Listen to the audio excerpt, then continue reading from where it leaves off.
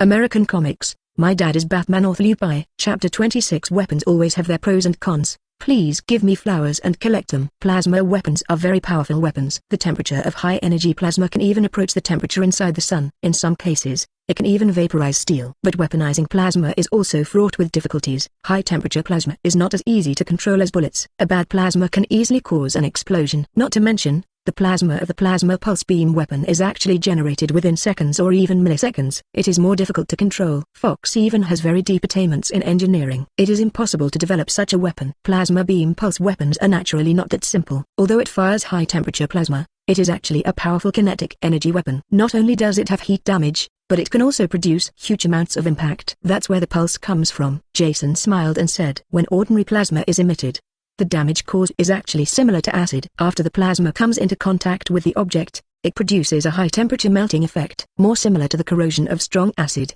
But the weapons on the steel armor are different. Plasma is not only destructive at high temperatures, but also has explosive properties. It's more like physical ammunition than a ball of high-temperature plasma. Let me demonstrate it to you first to see the characteristics of this weapon. Jason smiled and said to Fox. Skynet turns on shooting mode and aims at the target. Jason just finished speaking. The armor that had been assembled was raised with its right hand. Several beams of light were launched and hit the concrete target. A small pit with its edges melted appeared on the reinforced concrete. The shape looked like a meteorite hitting the ground. There are traces of crystallization all around. Fox ran forward and carefully observed the marks on the target. I was amazed when I came back. It's incredible. Plasma can actually achieve effects similar to physical projectiles. How on earth is this done? Jason smiled when he heard Fox's question.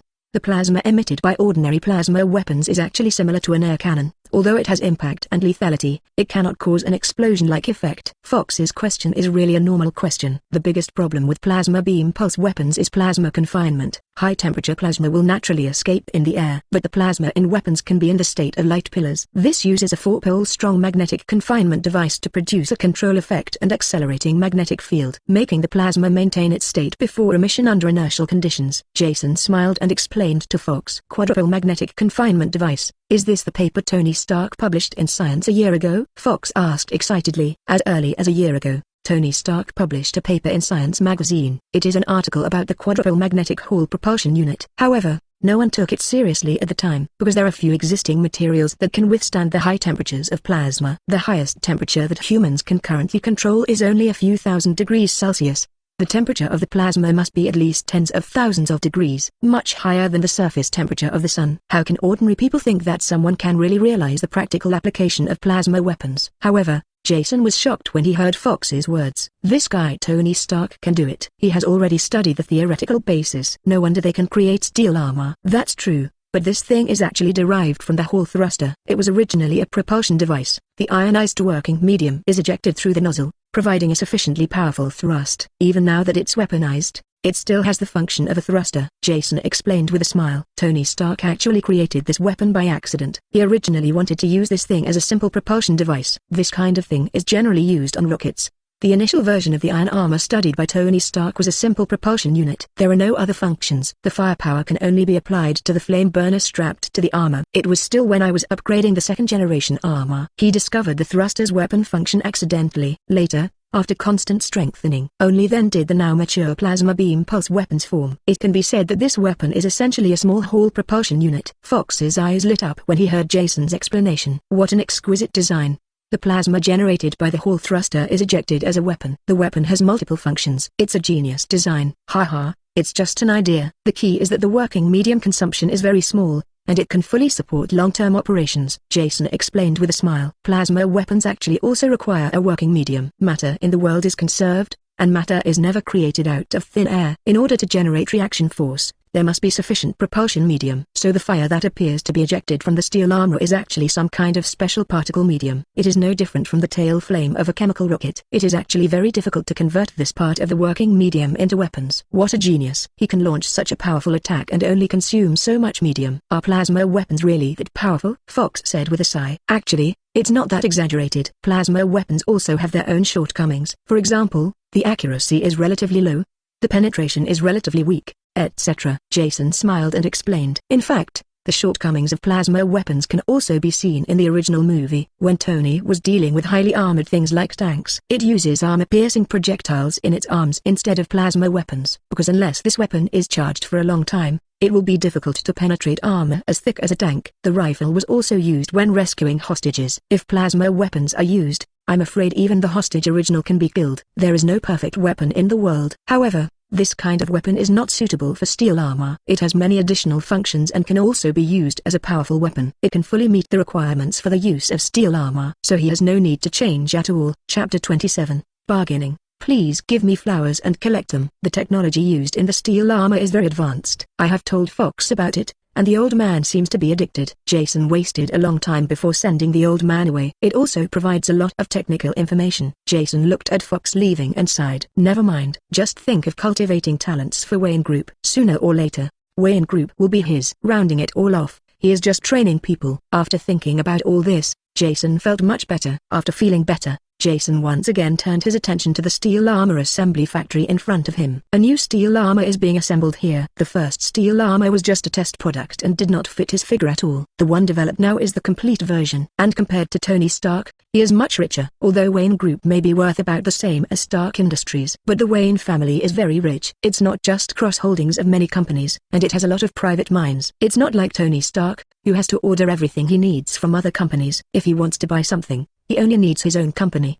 The cost of the steel battlesuit naturally saves a lot, so he just produced a lot of sets. A few sets for himself, a few sets for his cheap old man, and a few sets for Alfred. It can be said that the production capacity of his laboratory has been completely slowed down recently. However, when he was about to put on the steel armor and test it out, Alfred came to the door. Master, Tony Stark has been missing for 4 days. Should we help them search? Alfred reminded Jason as he looked at him. When Jason gave Tony Stark a body armor, a positioning device was implanted in the body armor. The purpose is that if something goes wrong, he will find someone to come out personally. Otherwise, the desert in the oil country is so big, who knows where Tony Stark was kidnapped by the World Gang. 4 days? Jason asked in surprise. The military and Stark Industries haven't found Tony Stark yet? Yes, Master. Stark Industries stock has plummeted in the past few days. People in the military are going crazy too. Alfred shook his head and said. Jason was a little dumbfounded when he heard this. Tony Stark was really popular before he decided to shut down a weapons division of Stark Industries. As the most popular arms dealer in the Bald Eagle Empire, Stark Industries does have deep connections in the military. If it weren't for Tony Stark's naive attempt to die, the Congress of the Bald Eagle Empire simply didn't dare question Tony Stark. However,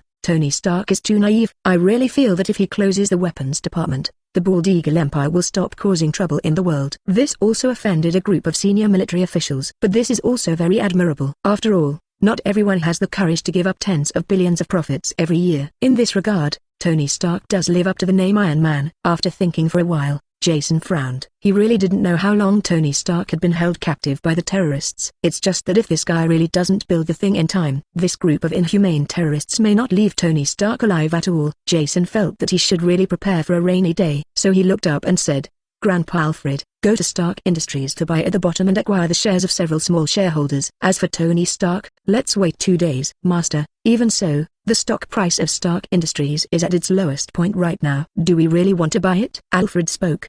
Don't worry, Tony Stark will definitely come back. The stock price of Stark Industries will definitely rise by then, and we will not lose money. It's the young master. Alfred said something and left the laboratory directly. Jason shook his head and continued experimenting. At the moment, Tony Stark, who was worried about Jason, was in a very bad situation. Although his condition is much better because of the body armor Jason gave him. But he still didn't avoid a big hole in his chest. After all, Jason didn't think about things that comprehensively. The body armor provided cannot protect the limbs. Tony Stark was shot twice in the upper thigh. Fortunately, the shrapnel was very small and the wound was not serious. But I still put an electromagnet on my chest. Mr. Stark, how are you feeling? Jason asked, looking at Tony Stark with concern. Oh, Ethan, it would be better if you didn't tell me. I feel more pain in my body now. Tony Stark held the pliers in front of him tightly. Keep the pouring mold in front of you from shaking. Then hold on, I'll start. Ethan reminded him. Be careful, Ethan, we only have one chance. Tony Stark reminded. The palladium metal they used was not easy for him to remove from the missile. If the casting fails, they have no chance. Don't worry, Mr. Stark, I have a steady hand. Ethan was joking as he poured the silver liquid into the mold. Soon, a blue reactor was installed on Tony Stark's chest. Okay Ethan, this is just the beginning. If we want to escape, we have to do something else. Tony Stark glanced at the mirror and said, It seems you have a plan, Mr. Stark. Ethan smiled and said, That's definitely it. Okay, let's get to work. Tony Stark smiled and said. In the next few days, the two worked hard. The first generation iron armor was produced based on Tony Stark's technology. However, The leader of Ten Rings is not a fool. On the day his steel armor was finished, the leader immediately realized something was wrong. Countless terrorists poured in from outside. After looking at the scene outside, Tony Stark said hurriedly, "Ethan, open the program, upload the control package, and let me know when the progress bar is full." Because me had the help of Jarvis, he could only use that old computer to compile the program. It's easy to control this behemoth weighing several hundred kilograms. However, this outdated computer has long been out of date. Loading speed is very slow. "Mr. Stark, I'm going out to buy you some time." Ethan said a few words, picked up the gun and rushed outside. "Hey, Ethan, follow the plan," Tony Stark shouted loudly. It's a pity that Ethan has already run away. Chapter 28 A hero descends from heaven. "Please give me flowers and collect them." Inside the dark cave, gunshots constantly came from outside. Tony Stark was in the cave, but he was worried. Originally, according to his plan, he was in the front and killed the terrorists, then let Ethan leave after him. Just didn't expect it. The cultural level of terrorists is too low. The computer I found was last century. Its computing capabilities simply cannot meet his requirements. The program loads much slower and takes a lot of time. Ethan could only go out and buy him time. However, Tony was very anxious. Although Ethan was born in a chaotic place like an oil country, he originally had a certain fighting ability. But there are so many terrorists out there, it was impossible for Ethan to buy much time. After a long wait, the armor program was finally loaded. Tony Stark is finally ready for action. At this time, terrorists finally came outside the cave. Soon they entered the cave to search. Tony Stark has been preparing for a long time in the dark. Seeing the terrorist in front of him, Tony Stark directly used huge amounts of mechanical arms to capture the non-terrorist. With the huge roar of the electric engine inside the body, the mechanical arm emits huge power. The terrorist's neck was broken directly. The remaining terrorists also began to fire wildly. It's just that the bullets of the AK-47 pose no threat at all in the face of special steel that is nearly 2 centimeters thick. The bullet bounced off the metal when it hit the metal, posing no threat to Tony Stark at all. Tony Stark directly used the suit to punch the terrorists against the wall one by one. Driven by a powerful electric motor, Tony Stark's punches are powerful enough to punch through concrete walls. If it hits someone, at least the ribs will be broken. Several terrorists leaned into the corner as if they had been hit by a car. Seeing it is already impossible to survive, Tony Stark didn't have any intention of lingering, and walked out without a fight. Dozens of terrorists along the way. Even the huge iron door built in the cave was directly demolished by Tony Stark. When the terrorists saw this terrifying metal monster, they had no courage to fight. Just turn around and run away. Only the terrorist boss, who was very courageous, faced Tony Stark directly with a grenade launcher. Tony Stark, after shouting a few words, the terrorist leader directly pulled the trigger. However, it seems that he was used to being pampered and the grenades he fired were very inaccurate, didn't meet Tony Stark at all. Instead, it brushed against his shoulder and flew over his head. Behind Tony, Ethan was running out of the cave with a rifle. The broken stone hit Ethan directly. "Ethan!" With a loud shout, Tony opened fire. "Blast the terrorists to the ground." "Ethan, how are you?" "I'll take you out." "Don't you want to see your family?" Tony Stark said anxiously. "No need, Mr. Stark. I'm going to see my family soon. They're long dead. When it comes to you, you must live well. A genius like you should not die here." After saying that, Ethan lost his voice, but there was still a smile on his face. Tony Stark gave Ethan a deep look and walked directly outside. Along the way, killing several terrorists, Tony Stark walked directly to the door. Dozens of terrorists were already surrounding outside, and they opened fire directly around Tony Stark. Countless bullets hit Tony Stark's body. It makes a crackling sound. Tony Stark directly opened the flamethrowers on both arms. Dozens of meters of flames shot out directly from the mecha's arms, and dozens of terrorists were burned until they cried for their fathers. Tony Stark looked around at the weapons. He took a deep breath and began to burn the weapons around him. However, there was no time for him to do more. A heavy machine gun halfway up the mountain pointed directly at him. Under the blows of the 12mm heavy machine gun, Tony Stark was also beaten back one after another. Even worse, this steel armor is just the elementary level version, and the transmission structure is still outside the armor. These were interrupted directly by heavy machine guns. Suddenly lost the ability to move. At this time, the surrounding terrorists became even more crazy, shooting at Tony Stark crazily. This makes Tony Stark's situation even worse. Shit, are these people crazy? I'm afraid the weapons depot will be destroyed directly. Tony Stark's expression changed. He has no interest in dying with these brainwashed terrorists. So he touched his back directly, preparing to activate the escape button and leave directly. He had considered this situation from the beginning. 2 missile jets were installed on his back. As long as he presses the button, he can go to heaven and escape from here. His expression changed, and Tony Stark pressed the button directly. But to his expectation, the imaginary pushing sensation on his back did not come. The thruster for which he had high hopes did not start. In an instant, Tony Stark's expression changed drastically. Chemical thrusters have their own unique advantages. That is, the thrust is large and stable, and it is difficult to cause danger. But there is also a disadvantage, that is, it must be stable when burning. Tony Stark's heart sank. The worst he imagined happened. The combustion chamber is damaged, and the chemical fuel cannot be ignited to provide sufficient thrust. Look at the terrorists around and the burning bombs. The expression on Tony Stark's face was very sad. Could it be that the bald eagle empire is the #1 genius? Are you going to die here today? Thinking of this, even Tony Stark's face flashed with a hint of despair. Just when he was desperate, Tony Stark heard a cry of surprise. Then I saw a dark shadow flash in front of me.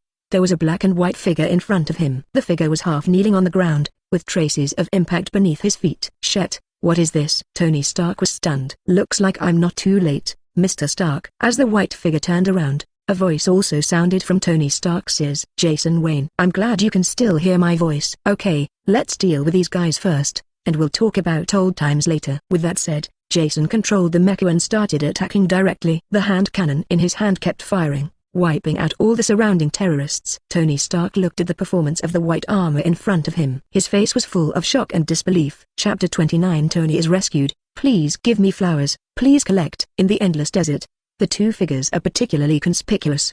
These two people are naturally Jason and Tony Stark, who escaped from the Ten Rings base. After dealing with the Ten Rings people, Jason doesn't want to die with these terrorists. Tony Stark was pulled directly and flew into a large desert next to him. Give Tony Stark water for a lifetime. Jason smiled and said, Tony, you didn't expect me to save you. You guys, Stark Industries, are not good at it. You were so ineffective in searching for you when you disappeared. Jason said a few words secretly. The world of Stark Industries is not as bad as he said. But with that old guy Obadiah who wants Tony Stark's life around, how can Stark Industries really look for Tony Stark? Tony Stark didn't even care about the words in Jason's tone. After taking a sip of water, he looked repeatedly at Jason, who was wearing the armor in front of him. Those fiery eyes made Jason feel uncomfortable. If it weren't for Tony Stark being a famous playboy in the circle, he even thought Tony Stark had some special quirks. What does your look mean? Jason couldn't help but speak. Nothing. What is this on you? Tony Stark looked at it for a long time and couldn't help but ask. Although he also developed steel armor, but the difference between the Taihan he made and the steel armor Jason is wearing now is huge. That is simply the difference between a phoenix and a sparrow. Naturally, he would not associate the two things together. However, Jason looked a little embarrassed. Show off the steel armor in front of the developer of this armor. Even with his thick skin, he still felt a little embarrassed. Steel armor. Jason coughed slightly and said. Tony Stark took another look at Jason's close-fitting black and white armor. He spoke slowly. It's really impressive. This should be due to the use of the Mills reaction force buffer system. The lifting system should use a new type of hall thruster. It's just that the reactor on your chest looks a bit familiar. Tony Stark looked at the 5-pointed star on Jason's chest. Looking at the glowing reactor on his chest. I always feel that this thing looks very familiar. This is the small-scale cold fusion technology I developed. How is it? Isn't it great? Jason directly interrupted Tony Stark's reverie and spoke first. It's really amazing. I've just reached the threshold of cold nuclear fusion. I didn't expect that you actually figured out this technique. It's pretty good. Tony Stark nodded reluctantly. It's a good comment to be able to say it in his mouth. It's actually pretty good. Even Dr. Bruce Banner did not receive this kind of evaluation in Tony Stark's mouth. Bruce Banner is as powerful as Einstein, with 8 doctorates. Tony Stark himself only has 2 PhDs. This is enough to show that Tony Stark recognizes Jason. Jason smiled awkwardly when he heard this. You're not bad. You're not bad either. After all, Jason is still a person with a sense of shame, and he cannot yet feel comfortable taking the fruits of other people's work as his own. But before he could be humble, Tony Stark spoke first. It's just that your ideas are more advanced than mine. It can be seen that the output power of the cold fusion reactor on your chest should be higher than ours. In terms of the design of the steel armor, your ideas are more mature than ours. I originally designed the armor, but you just saw it. It doesn't seem that useful. Tony Stark laughed at himself and said. Hearing this, Jason could only laugh. Can something made in a prison be the same as something made in a top laboratory? The gap between the two is huge. Don't worry, Tony. You can definitely make a more powerful armor than the one I have on me. I believe this day will not be too far away. Seeing Tony Stark's face looking slightly sad, Jason comforted him. Tony Stark also nodded. Yes, I will surpass you soon. I feel like this armor I'm wearing will soon become obsolete. Tony Stark said very confidently. Jason sighed inwardly when he heard this. Tony, you are simply too young. It's not easy to surpass my skills. However, he won't remind Tony Stark of this iron-headed boy. He spoke directly. Okay, it's time for me to leave. The people who came to pick you up are already nearby. I'll leave first. By the way, don't tell others that I rescued you. After saying that, without waiting for Tony Stark to refute, he flew into the sky. He's not as swagger as Tony Stark. This thing is very eye-catching, although the Wayne family is not afraid of trouble. But I don't want to cause trouble myself. He couldn't do something as stupid as Tony Stark. The remaining aircraft of the Bald Eagle Army were nearby. He would be discovered if he didn't leave. Fortunately, his armor is very advanced. It is equipped with the most advanced radar stealth coating, and the military radar cannot detect him at all. Otherwise, he would not come to the desert to save Tony Stark himself. It would be bad if it was hit by 2 Tomahawk missiles. Jason drove the suit away directly, but Tony Stark had no way to leave. Looking at the white figure going away, he shouted thank you loudly. He sat directly on the ground. There is no image at all. Moreover, the expression on Tony's face was unusually solemn, without his usual cynical expression at all. Until the sound of a helicopter came from nearby. Tony Stark stood up directly as if he had just woken up from a dream. Colonel Roddy on the helicopter was extremely surprised to see Tony. Hey Tony, are you okay? Do you think I'm fine? I need a cheeseburger right now, and you better get me a glass of chilled wine. Otherwise I will go crazy soon. Tony Stark shouted loudly. Roddy said with a smile when he saw that Tony Stark didn't look affected. Haha. Let yourself leave with the convoy. Next time, just follow me and leave. After speaking, Roddy patted Tony Stark on the shoulder and helped him get on the plane. They didn't see it. On a helicopter near them, a soldier was watching them. He was talking about something while pressing the headset. Chapter 30 The Inexplicable Enemy. Please give me flowers and collect them. New York City, in an extraordinary laboratory. A middle-aged white man with blonde hair and a good-looking appearance was on the phone. What? Tony Stark escaped. You bunch of losers. The blonde man shouted loudly. Killian, our relationship is just a cooperative relationship. Don't push yourself too far. When Killian heard this, he was furious and hung up the phone. A red light flashed in his hand. The phone turned into a pool of black liquid, flowing on the ground and solidifying quickly. Killian was very angry at the moment. He regards Tony Stark as his lifelong enemy, always looking for an opportunity to kill Tony Stark directly. This time he finally found a once-in-a-lifetime opportunity. Tony Stark's uncle, Obadiah Stane, had a falling out with Stark for some unknown reason. 10 Rings of Petroleum was contacted directly. For some reason, he was connected to the 10 Rings people. How could Killian let go of such a good opportunity? Contact the people at 10 Rings directly and ask them to kill Tony Stark. A sum of money was also specially provided for them to purchase new weapons and equipment. But he didn't expect it. The 10 Rings bunch of losers actually captured Tony Stark and let him run away. What a bunch of rubbish. The more he thought about it, the angrier Killian became. In the end, the entire upper body of the person was a little red, and his clothes were even burned. The surrounding air was a little hot, and the walls next to it even showed signs of crystallization. Killian, if you don't want to die, you'd better control your emotions. A clear female voice came from behind Killian. Hearing this voice, Killian finally controlled himself. The high temperature in the body also disappeared directly. Sorry Maya, I remembered something bad. Killian had an elegant smile on his face. Looks like a standard foreign gentleman. If you can't control your own programming, no one can save you. After saying something coldly, Maya turned and left. Watching Maya leave, Killian's eyes were full of gloom. Half a day later, Killian changed his clothes again and got a new mobile phone. I want to know how Tony Stark escaped. The person on the other side pondered for a moment before an old voice spoke. Someone saved him. Who? Killian asked through gritted teeth. To save Tony Stark is to fight against him. He must make this man pay the price. After a moment, the old voice sounded again. Bruce Wayne's illegitimate son, Jason Wayne. You'd better not underestimate this kid. There is something extraordinary about him. But Killian hung up the phone before he could finish listening to the voice. Wayne family. A suppressed sound like a beast's roar was squeezed out from between his teeth. Jason didn't know that he had made an enemy out of nowhere. After saving Tony Stark, he returned to Gotham directly in the suit. Have to say, the feeling of flying freely while driving the steel armor is really great. Even if Skynet comes to help him operate it, that kind of feeling is very special and very wonderful. Jason was quite intoxicated. It took more than half an hour. Jason returned to Gotham City from the other side of the world. After a perfect whereabouts, Jason entered his laboratory. As soon as he took off his armor, he saw his advantage. Bruce Wayne. Jason, is this the armor you developed? Bruce glanced excitedly at the very handsome armor in front of him. Yes, this is the armor I developed. Jason nodded. What's wrong? You want one too? Hearing what Jason said, the expression on Bruce Wayne's face was a little twisted. Is that okay? Jason looked at Bruce Wayne who was pretending in front of him and rolled his eyes. If you want it, just say so. Still pretending to be like this. However, considering that Bruce provided him with funds, he generously made do with it. It has been prepared for you a long time ago. Do you want to come and take a look?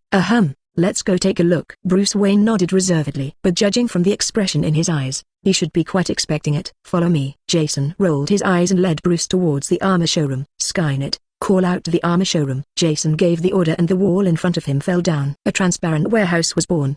Dozens of steel armors are displayed among them. Among these, There are 3 armors that look very much like bats, very similar to Bruce Wayne's suit. Call out armor number B132, Jason said, and a bat armor moved out of the display cabinet. Try it on and try it. Skynet has an auxiliary mode, so it shouldn't be difficult. The operation of the steel armor is very simple, especially someone like Bruce Wayne who has very strong mixed martial arts abilities. He has very good control over his body. Wearing armor is no longer a problem. Not to mention, Skynet also has a dedicated auxiliary mode. As expected, it took a short time to adapt. Bruce Wayne has adapted to the operation of the steel suit. The operation started. If you want to experiment with weapons, go to the shooting range. Don't experiment here. Jason said something. Bruce Wayne nodded and walked into the shooting range. Not a moment. The sound of dense explosions came out from the shooting range. 10 minutes later, Bruce Wayne walked out of the shooting range. How do you feel? Jason asked directly. Feel good. The weapon system and identification system of the armor are very advanced. But this armor also has shortcomings. It's just too inflexible. Bruce Wayne took off his armor and moved his hands and feet very uncomfortably. Jason looked at Bruce Wayne and nodded. Bruce Wayne and Tony Stark are still different. Tony Stark is a playboy, and Bruce Wayne is an elite trained by ninjas. Both in terms of will and fighting ability, he is the best among humans. When fighting, he naturally trusts his own hands and feet more, instead of being completely hidden in the suit like Tony Stark and relying on the suit to fight. Iron Man's body is a suit, while Batman's body is Bruce Wayne. It's no wonder that Bruce Wayne doesn't feel uncomfortable wearing a steel armor that can't move flexibly at all. Chapter 31 Wayne Tower was bombed. Please give me flowers and collect them. In the past few days, Jason has been in a laboratory. Bruce Wayne places a lot of demands on his suit.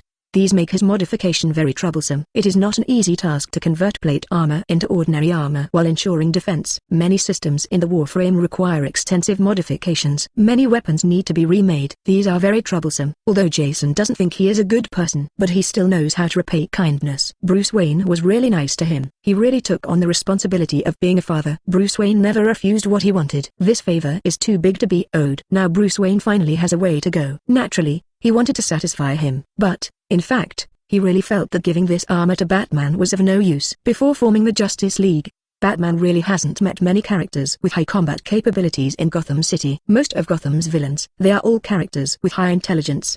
The original's fighting ability is good, but its superiority and destructive power are high. More often than not, even the opponents are gangsters and gang members in the city. Using this kind of armor is simply bullying. Wearing a battle armor that can fight Thanos and bullying street gangsters, what is this but hooliganism? Jason observed a few minutes of silence for Gotham City's big and small villains. Continue to modify the armor in front of you. Luckily he didn't work long hours. Alfred walked in with a heavy look on his face. Master, something happened. Jason looked at Alfred with a look of surprise on his face. Mr. Alfred is a very calm old man. He has served in MI6. It is completely possible to do things without being surprised.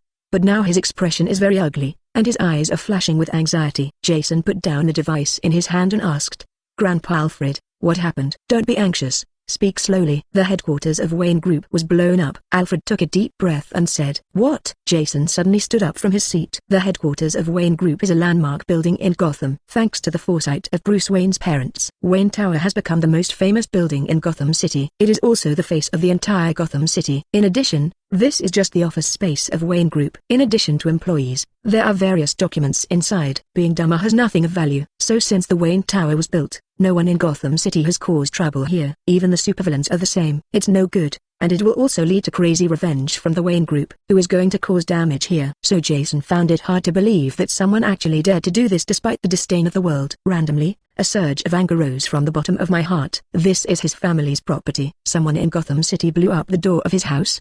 The expression on Jason's face suddenly darkened. What are the casualties? 3 employees died. Fortunately, Wayne Tower is big enough. Otherwise the casualties would be more serious. Alfred said with a solemn expression. Take good care of their families. Jason said. Master is already doing it. Alfred spoke. Have you found out who did it? Jason then asked. No clue at all. Alfred shook his head and said. The camera was destroyed before the explosion. As soon as the security personnel noticed something was wrong, the explosion occurred. And even the experts within the group have not discovered what kind of explosives the other party used. People within the group can't be found out? Jason couldn't believe it. Let's just say it's the trash from the Gotham Police Department. If they can't investigate it, that's normal operation. It's not something that should be investigated.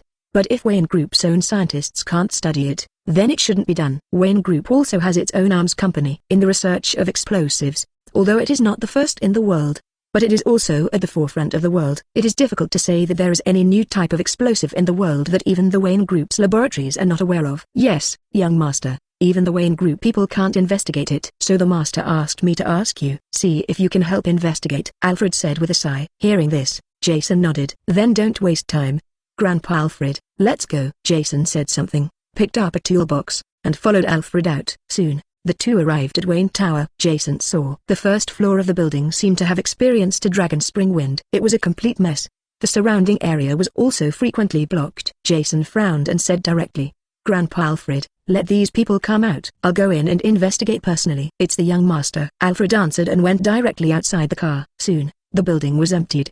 The surrounding area was cordoned off by the police. Jason Alfred went in carrying the box. Go inside the building. Jason looked at the darkened walls around him and opened the box. Dozens of small drones flew out from inside. Skynet, conduct isotope spectrum analysis, C14 positioning spectrum analysis, and establish a three-dimensional model of the site. Scanning. Skynet's voice rang from the phone. Dozens of small drones are like little bees. Under the control of Skynet, the interior of the building is constantly being scanned. Countless amounts of data were collected. The three-dimensional model is being created. Restore the explosion scene. Jason took a look at the data and said, the explosion scene is being restored. Soon in Skynet's simulation, a virtual scene was simulated. Only the source of the explosion was indeed a golden light group, and its true identity could not be seen clearly. Skynet, analyze the surrounding elemental components. Can you find any abnormalities? Analyzing. No stupid compounds found. Skynet's voice rang. Jason raised his eyebrows and fell into thought. Almost all high-power explosives today are products of phenyl and potassium nitrate. The more famous explosives such as C4 and TNT are made from phenyl compounds. But in the environment,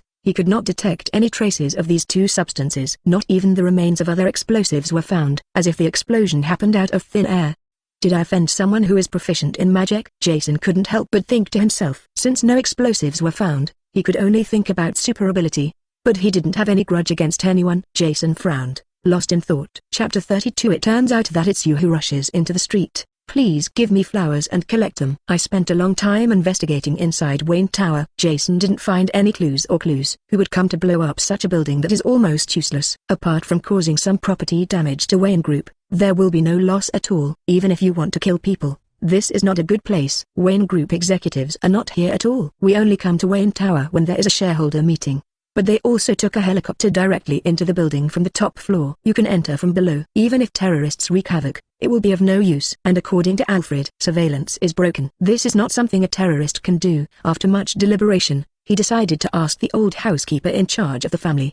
Grandpa Alfred, has our Wayne Group provoked anyone recently? No, Master. You also know that our Wayne Group is the largest philanthropic enterprise in Gotham. 60% of the public facilities in Gotham City were built by our Wayne Group. How could we have any enemies? Even if there is business competition, it is impossible to resort to such methods. Alfred shook his head and said, although shopping malls are like battlefields, but no matter how fierce the fight is in the mall, you still abide by the rules. Otherwise, if you blow up my building today and I blow up your building tomorrow, who can still open a company? That's really weird. How could someone attack Wayne Group? Jason was a little puzzled. Suddenly, Jason had an idea.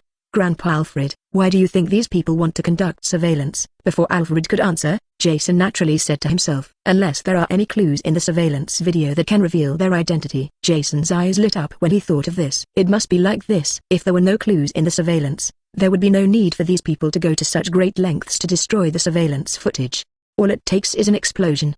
Grandpa Alfred, can I still watch the surveillance? Master, the surveillance was destroyed before the explosion occurred, and the hard drive is damaged and there's no way to recover it. Alfred shook his head and said, not always. Jason licked his lips. Surveillance within Wayne Group was compromised. What about other places? Although Gotham is a shabby city, the transition between old and new is very obvious. But where Wayne Tower is located is the bustling place in Gotham City.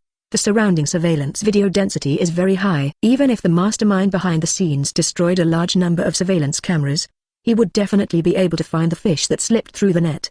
Skynet, control all surveillance in the 2 blocks surrounding Wayne Tower. Find the outsiders who entered Wayne Group today. Analyzing. Soon, Skynet's search yielded results. 104 outsiders entered Wayne Tower today, and 103 people are still alive. There is only one man whose traces remain undiscovered. As he said that, a screen appeared in front of Jason. An ordinary-looking man appeared on the screen. At the same time a very blurry video started playing. Jason could only manage to imagine that the man on the screen entered Wayne Tower. Dodge Marco, a former Bald Eagle Imperial Army soldier, retired 4 years ago due to a broken arm. Seeing this, Jason's eyes shrank. The Dodger in the video is obviously a guy with all 4 limbs. Jason's mind was spinning. A thread was connected. Able to reborn broken limbs. and capable of suicide explosions. There seems to be only one thing in this world that can do that. Jason's eyes flashed. Skynet, investigate the origin of this person. Look at his schedule and where it comes from. Soon, this Dodger's information was displayed on the screen.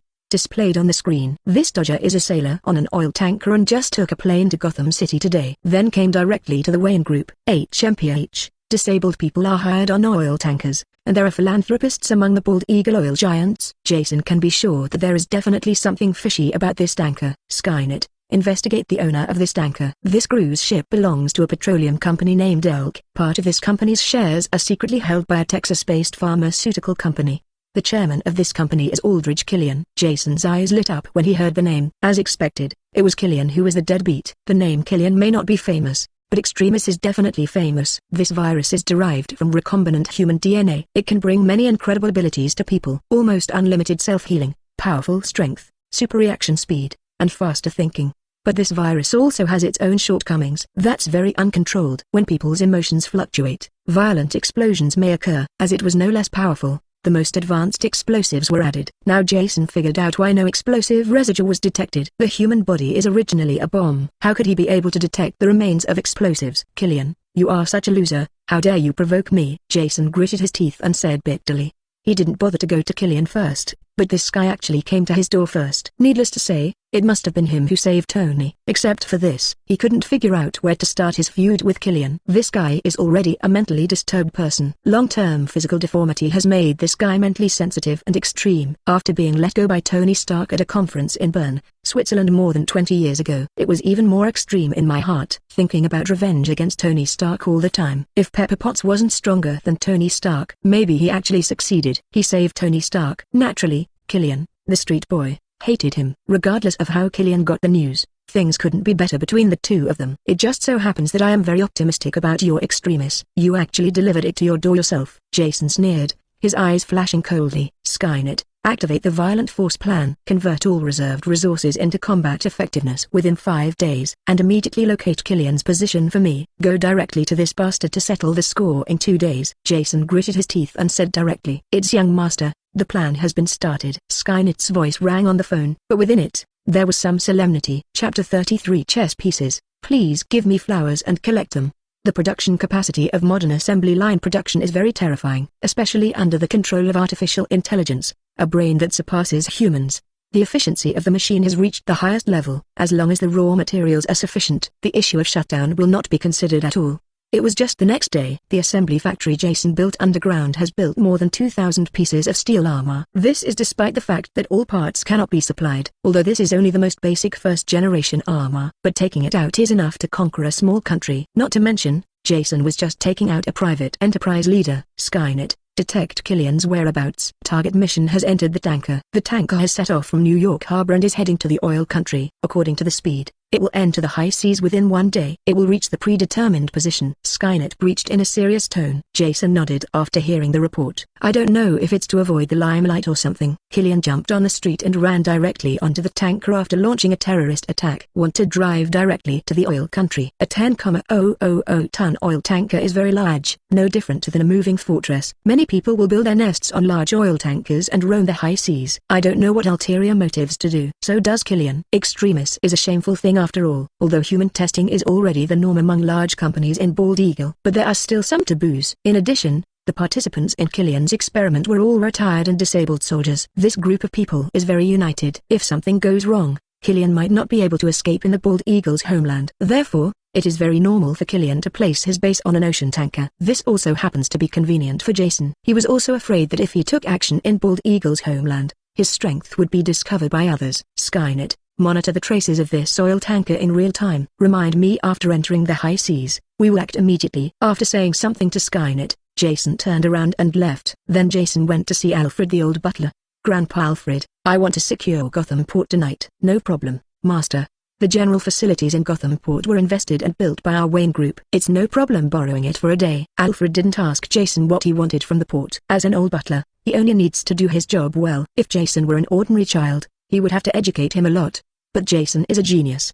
His IQ is no less than that of an ordinary adult, and there is absolutely no need for him to interfere with Jason's behavior. That's great. Grandpa Alfred is helping me secretly contact a transport convoy, Jason said with a smile. He wanted to take action on the high seas, but the biggest problem he faced was how to send all these steel armors to the high seas. Of course, the radar stealth technology on the armor is very advanced, but there are more than 2,000 pieces of armor that can be clearly seen with a naked eye without using radar. By then, I'm afraid the entire Bald Eagle community will be in an uproar. Define him as a terrorist. Jason didn't want to get into trouble. After thinking about it, I decided to dive into the sea. Steel armor doesn't have to worry about seabed pressure at all. Moreover, it cannot be detected by sonar. Coupled with the cover of night, he would soon be able to reach the high seas without anyone noticing. When the time comes, he will definitely be able to give Killian a surprise. Killian, who was sailing on the sea, didn't know that because of some of his actions, he was being targeted by Jason. At the moment he was very angry and roared at his men. "Tell me what's going on. Why did he explode suddenly? This is something that shouldn't be done." The expression on Killian's face was very angry. Dodge is one of the few people on his staff who can integrate Extremis relatively well. She is usually his right-hand man.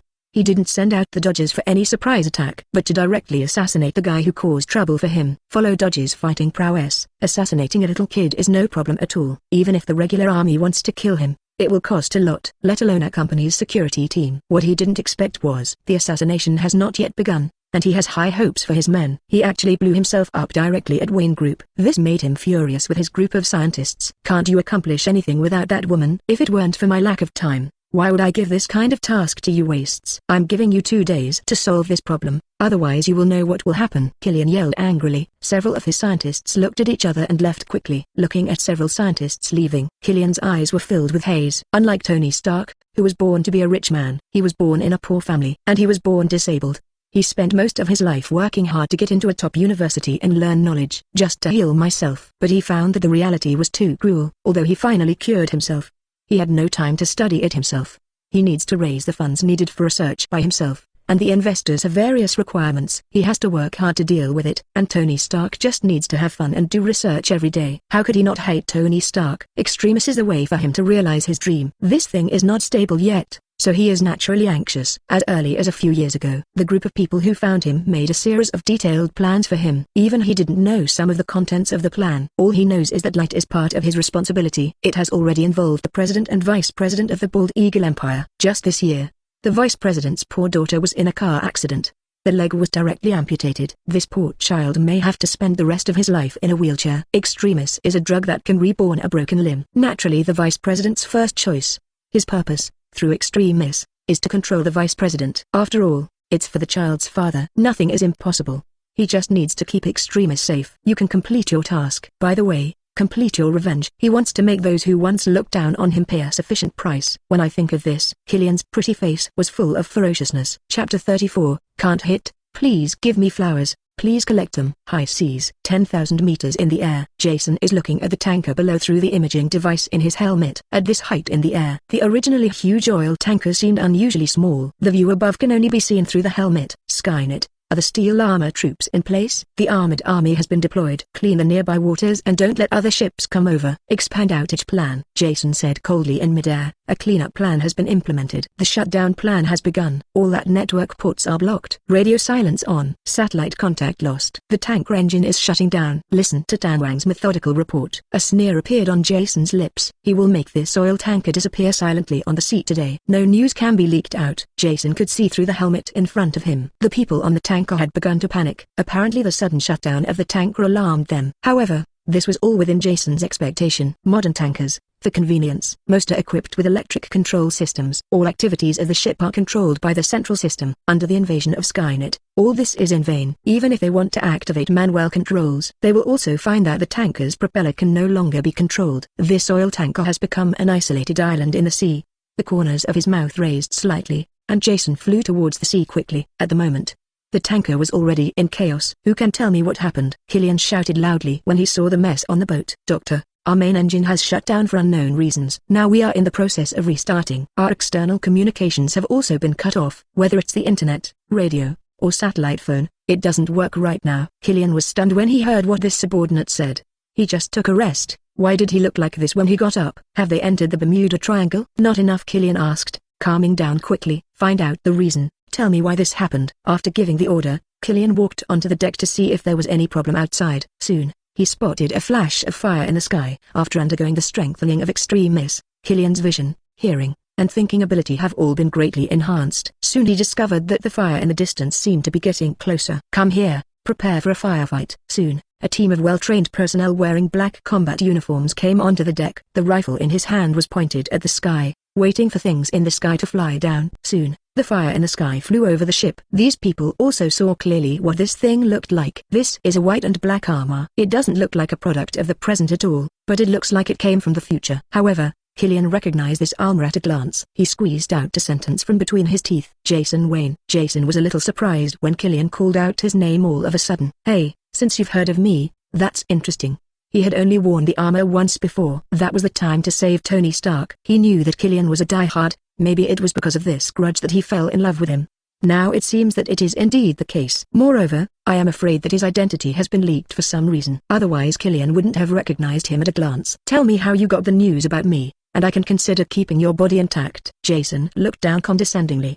The sound came from the steel armor. Hearing this, Killian laughed angrily. "Hey, it seems you've got us. Don't think that you are invincible just because of this armor. Young people, you must know how to be respectful. Fire and shoot him down." Killian waved his hand, and several well-trained guys around him opened fire. Jason suddenly felt heart palpitations. The rapid heightening caused all these bullets to miss. Skynet analyzed the situation. Skynet directly targeted the people below and the equipment they were wearing through Jason's helmet. After analysis, the firearms in the hands of these people were ordinary firearms, but the bullets fired were special bullets. Hitting the target produces a strong ionization pulse, can cause fatal damage to electronic equipment. The probability of the armor being damaged reaches 90%. Hearing this, Jason felt palpitated. Fortunately, he suddenly reacted and ran fast. Otherwise, it might really capsize in the gutter.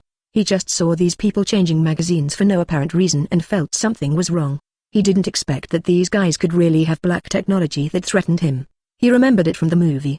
The men controlled by Killian can even control steel armor. As expected, we cannot underestimate the world's heroes. "Killian, I didn't expect you to be quite prepared to deal with me. As for those of you who can self-destruct, call them out too. Otherwise you may really have no chance." Jason shouted below. While stalling for time, he began to call for his Iron Legion. He decided to hurry up and kill this guy. To avoid long nights and many dreams. He always felt that Killian, the street boy, was mysterious. He studies biotechnology. How could there be such a thing that could deal with steel armor? This small ionizing pulse weapon. The manufacturing difficulty is very high. He didn't believe that Killian, a guy like him, didn't even have the money to conduct his own experiments 20 years ago. "You can research this technology yourself. There must be someone behind him." So Jason decided, in order to avoid long nights and endless dreams, it's better to kill this guy directly. As for the person behind him, we can slowly trace it. In this world, no one can escape Skynet's pursuit. Killian below looked at Jason flying hundreds of meters in the air with a confused expression on his face. "As for that, flying so high, you are too cowardly. At this distance, even a rocket launcher can't hit anyone. The effective range of an ordinary rifle is 400 meters. The special bullets they use have a shorter range. It was simply impossible to hit Jason from this distance. Go, get the sniper rifle and shoot him down." Killian almost spat out these words through his teeth. He couldn't understand what Jason wanted to do. Was it just to play a trick on him by putting so much effort into interfering with communications and ships? Chapter 35 Instant Kill. "Please give me flowers and collect them." Killian's idea is right. In the hands of a professional sniper, the maximum range of a sniper rifle can even reach 2,000 meters. But the armor that was fighting was not flying in the sky. Under Jason's high-speed maneuvers, the snipers on the tanker had nothing to do with him. "Jason Wayne, what on earth do you mean? Are you just here to take a stroll and don't even dare to fight?" Killian said through gritted teeth. "Sorry, I'm still a kid and can't fight. I just like floating in the sky." "What can you do?" Jason said from the sky, controlling the loudspeaker on the tanker through Skynet. His armored army is still under the sea. It would take a while to come up, so he would naturally have to delay. When Killian heard this, he almost spat out a mouthful of blood. "Child, I believe you. Whose rich kid goes to the battlefield? Kill dozens of terrorists without blinking your eyes?" Killian thought bitterly in his mind. Said directly to his men, "Go, get the stinger." Hearing this, the two black-clad team members walked directly to overtime. Jason, who was eavesdropping in the sky, almost fell from the sky when he heard this. After he stabilized his body, he started to curse. "Bald Eagle's arms dealer is a f-king piece of shit. As long as you have money, you can really take out anything." Stinger short-range guided missile, but it is used to fly helicopters. The range is several kilometers. Moreover, the missile has an automatic locking system and is not afraid of various maneuvers at all. This thing is used by the military. I didn't expect Killian to be able to get something like this. These arms dealers are really nothing. Thinking of this, Jason didn't stop here. Directly down to Munzer, suddenly plunged into the sea. Now unless Killian buys a torpedo, there is nothing he can do against him. After waiting for a few minutes for his armored army to arrive, Jason came out of the water. Killian, you are so stubborn. I'm out again. What can you do to me? Jason flew directly into Killian's face, very arrogantly. But Killian didn't mean to answer him at all and just waved his hand. The two missiles flew directly towards Jason with tail flames. Killian just floated in mid-air without moving. Just when the two missiles were about to hit Jason, two figures appeared in front of Jason and blocked the missile. After the flames dissipated, Jason was still floating in the air. There is not even a trace of the slutty white armor on his body. There are two more armors similar to the God of Door beside him. Killian laughed loudly below. Is this what you're good at? Jason Wayne, you really underestimate me. You want to kill me just because of these two scraps of metal? As he spoke, fire started to appear on Killian's body. A dazzling orange light constantly wandered under his skin, as if there was something alive. The suit on his body also appeared with the fire and was burned directly. As he finished speaking, several more firemen walked out of the cabin. I was a little red from being stepped on by them after working overtime. You see, Jason Wayne, the human body is humanity's greatest treasure. The scraps of metal on your body are just rubbish. Jason heard Killian's confident words. He curled his lips, said lightly, "Can you fly?" When Killian heard this, it was as if his hat had turned green. He was so angry that he simply lost his mind. Kill him for me. Where are your missiles? Fire them. Killian gave an order, and the two missiles flew towards Jason again. But on the way, he was directly killed. Why bother, Aldrich Killian? You can't do anything to me, so you might as well surrender. Maybe I can spare your life. Killian ignored Jason's words and kept ordering his men to open fire. I really won't give up until I reach the Yellow River. Jason pouted. A wave of his hand. The water around the tanker looked like flowers. Countless steel armors flew out from the bottom of the sea and floated in the air. In a short time, 2,000 steel armors surrounded the entire tanker. The cold steel mask looked at Killian below. The air suddenly became quiet. Looking at the densely packed battle armor around him, Killian held back what he was about to say. The entire deck was filled with the sound of swallowing saliva. How about it? Can you surrender now? You'd better speak up as soon as possible while I'm still interested in your information. Otherwise, I'm afraid your end will not be very good. Killian said calmly in midair. Unless Killian suddenly took out the infinity gauntlet from his crotch and snapped his fingers. Otherwise God can't save this guy. Hearing Jason say this, the expression on Killian's face showed some hesitation. By cooperating with others, he also once knew the company behind him. However, the conclusion reached is indeed unfathomable. He had no idea how many people were from that organization. This made him very hesitation. I don't know if I should say it. It seems Aldrich Killian is not going to cherish this opportunity. Fire, Jason said in an indifferent voice. Wait. Before Killian could finish his words, he was buried in blue light. 2,000 pieces of steel armor. Even if a piece of armor fires just once, it can shatter more than half of the hill. This time the salvo fired. The entire upper part of the tanker was engulfed in flames. Looking at the sea of fire below, Jason said, Skynet, scan for life signals. There are still 4 life signals on the upper deck. Skynet's cold voice sounded from inside the helmet. Jason pouted. Apart from anything else, Killian, a street kid, is really tenacious in his vitality. Extremis, if it didn't have the side effect of exploding at any time, it would really be a good thing. At least his vitality is really the same as that of Xiaoqiang. Extinguishing. Jason said something, and white crystal blocks began to spray from the arms of the 2,000 armors. This is dry ice. Jason specially installed it to deal with these flames. I didn't expect it to be useful now. After the dry ice is projected, the fire on the ship quickly died down. Jason could finally see the scene on the deck. There are potholes everywhere, and there are even some silver-white metal leaking out. Jason frowned. Killian is a guy who can really make a living. It appears that the tanker has been reinforced. Otherwise, this round of salvo would have left the tanker almost half disabled. Soon, Skynet found Killian lying on the deck, not knowing whether he was alive or dead. At the moment he was covered in magma color, half red and half black. It looks extremely weird. Chapter 36 Counterattack. Please give me flowers and collect them. Jason has always been a very cautious person. Even though Killian and several of his Extremis injected men were half dead, Jason was still very cautious and let a few special armors lock them up. Several armored robots, like huge amounts of iron locks. I think half of it is fixed in the steel plate of the tanker. Locked up all the bodies of several special warriors. Only one head is left outside. Then Jason began to wait for Killian to recover. Extremis is indeed an incredible thing. Killian's head was half gone. But there is still no intention of death. Instead, it is slowly repairing under the influence of red light. Looking at this vitality, Jason was a little envious. This is simply Xiaoqiang than Xiaoqiang. I am afraid that without the firepower of a tank main gun, this guy cannot be killed. Soon, Killian's body was repaired. Killian returned to consciousness directly, and it looked as if he was uninjured, with no scars on his face. However, the spirit seems a little depressed. As soon as he opened his eyes, Killian saw Jason. Aldrich Killian, I think you should calm down now. How about we talk about it? Jason spoke and glanced at Killian. Killian said nothing, just looked at Jason carefully. Aldrich Killian, we don't have any big grudges. Why do you need to fight for life and death like this? The people you sent to cause destruction only killed a few ordinary employees. It's nothing, isn't it? There was no animosity between us. As long as you can tell me who is behind you, maybe I can spare your life. How about that? Jason looked at Killian very sincerely, as if what he said was true. Killian is not important. Jason knows his details clearly. As for the person behind Killian, he wanted to find out. He remembered that in the movie, Killian kidnapped the president, and he wants to control the vice president's rise to power. Jason didn't believe Killian could do this. The vice president doesn't get to the position just because he wants to. Partisan disputes are not just talk. Besides, when Killian first met Tony Stark at the Swiss conference, he was a poor man who supports his research on Extremis, who supported him in contacting the military and finding so many disabled people. If anything, Killian did all of this himself. Jason didn't believe it. If he has the ability, he wouldn't have been so miserable back then. So Jason can be sure that there must be someone behind Killian, or there must be a force supporting him. He must have become enemies with them now. Naturally, he wanted no more. If you strike first, you will be stronger, but if you strike later, you will suffer disaster. Thinking about it, Jason looked at Killian very seriously. There's no one behind me. Aldrich Killian, this isn't interesting. This cruise ship Bosun belongs to Ike Mobile Energy Group, and the price of a 200,000 ton oil tanker is about $100 million.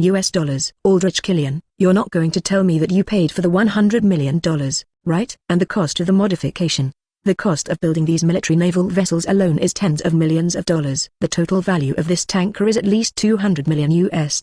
Aldrich Killian has so much money. What else is he, a scientist? Jason said with a smile. $200 million is 1.4 billion soft sister coins. This is quite a lot of money. If Killian was so rich, how could he be so poor in the first place? Killian's words are just a lie to a fool. Killian was also choked when he heard this. Then, I was deeply hurt by Jason's look at the poor guy. What do you mean? Look down on people? Why can't I afford $200 million?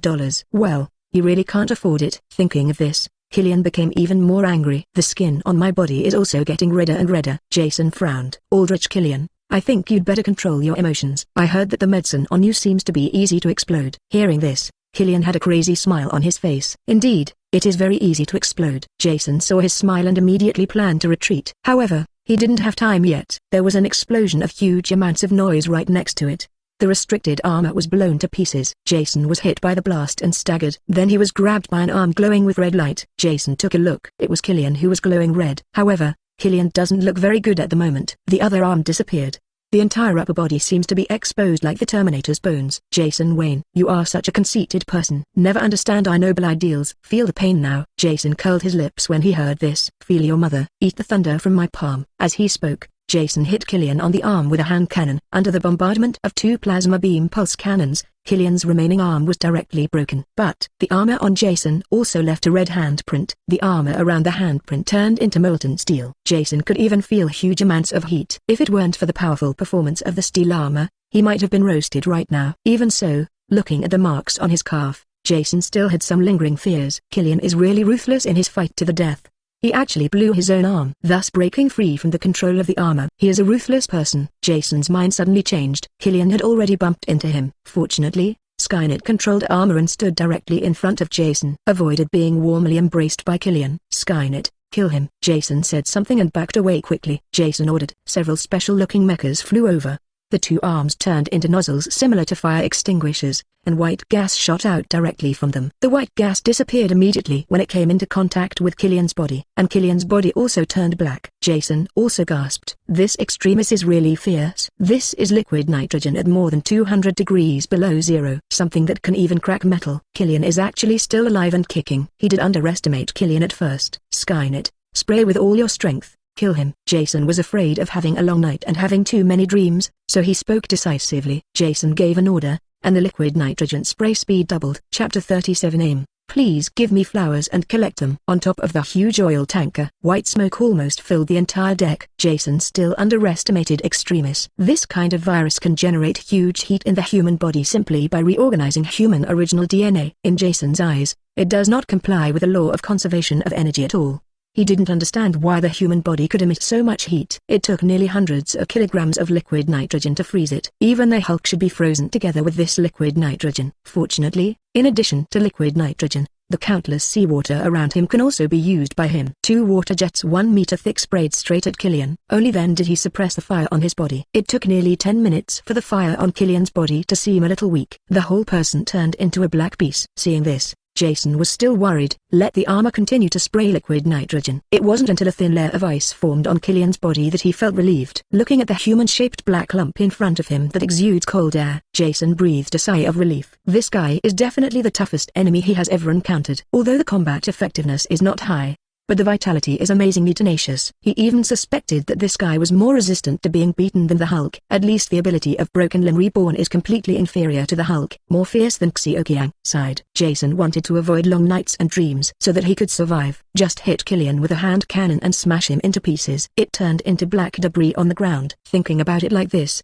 he probably wouldn't survive. Get exposed to plot missions and extract new technologies. Acquire Extremis biomodification technology. Jason was stunned when he heard this system prompt. He looked at Killian, who was already in pieces. Jason didn't know whether to laugh or cry. Is this considered contact with plot characters? Killian probably didn't like this kind of contact. Shaking his head, Jason was not in a hurry to see the newly acquired technology, but instead looked at the oil tanker. Skynet, scan this tanker. Scan completed. The total length is 400 meters. The width is 58.6 meters, the depth is 32 meters, the total height is 72 meters, and the total load capacity is 198,000 tons. Jason nodded with satisfaction after hearing these data. This is simply a behemoth. The length is at least equivalent to 2 playgrounds, and the height is equivalent to 24 stories high. It's no different from a small island. And these things now belong to him. But now there are still some troubles to deal with. There are many people on this tanker, and he wants to see how to deal with them. Skynet, count the number of people on this ship. Inquiry into the details of these individuals to determine whether they have committed any illegal activity. Let the Iron Legion take over this tanker. Jason issued orders one after another. This tanker is very large. Coupled with the modifications of Killian, the street boy, they didn't even have the upper deck in their battle just now. The people below had no intention of coming out. Jason had to hurry up and take them all over. Master, these people want to blow up the ship. Skynet's reminder sounded from inside the helmet. At the same time, a video appeared in front of him. There are some people wearing black special warfare uniforms who are installing bombs in various places on the tanker. The letters AIM are printed on their black combat uniforms. It was those guys who had weapons that could target him. Jason was furious when he saw they were trying to blow up the ship. You actually want to blow up my ship? Skynet, turn off the tanker's power system and prepare to break in by force.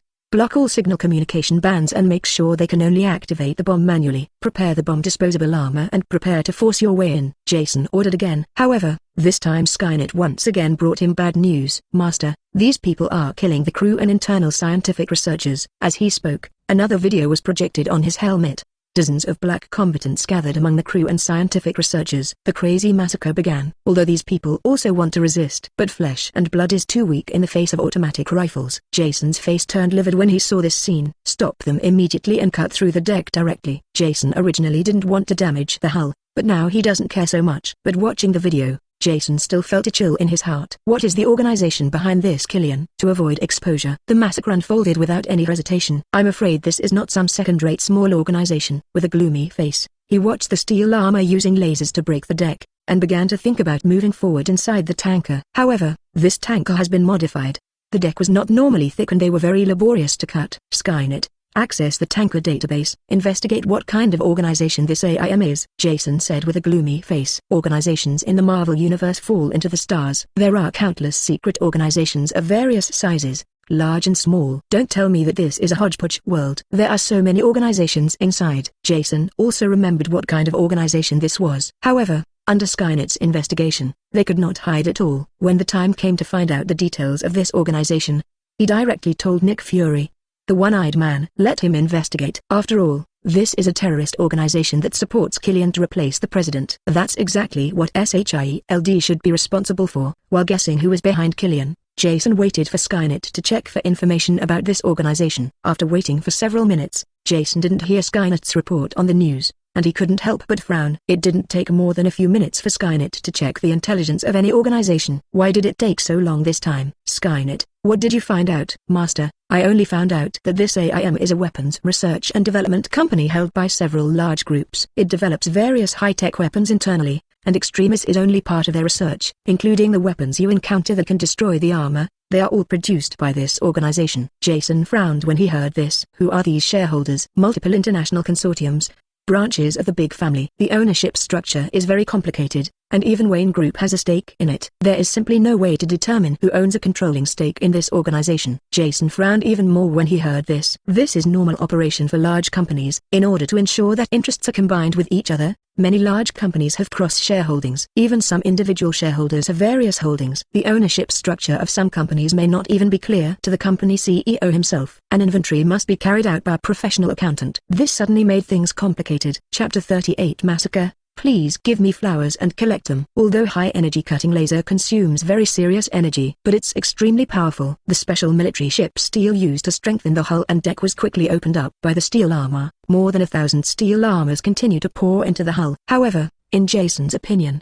it was actually very late. Almost all the crew and scientific researchers inside had been slaughtered. These AIM combat troops are very well equipped. Not only does it have special battles, but it also has night vision goggles on its head. Jason turning off the lights didn't bother the group at all. Not as much of a threat as cutting off communications. Try to capture these people alive. If you can't capture them alive, kill them all. See if any of these people are still alive, Jason said to Skynet with a gloomy face. Although these people carry special elixirs, but something like this can threaten steel armor. They are all rare goods. These people don't have much equipment. Soon, they were trapped by the steel armor. However, Jason's wish to capture him alive did not come true. Cyanide. Jason looked at the corpse in front of him with an ugly expression. Already 7 holes are bleeding. Hope. Cyanide is one of the most toxic chemicals in the world.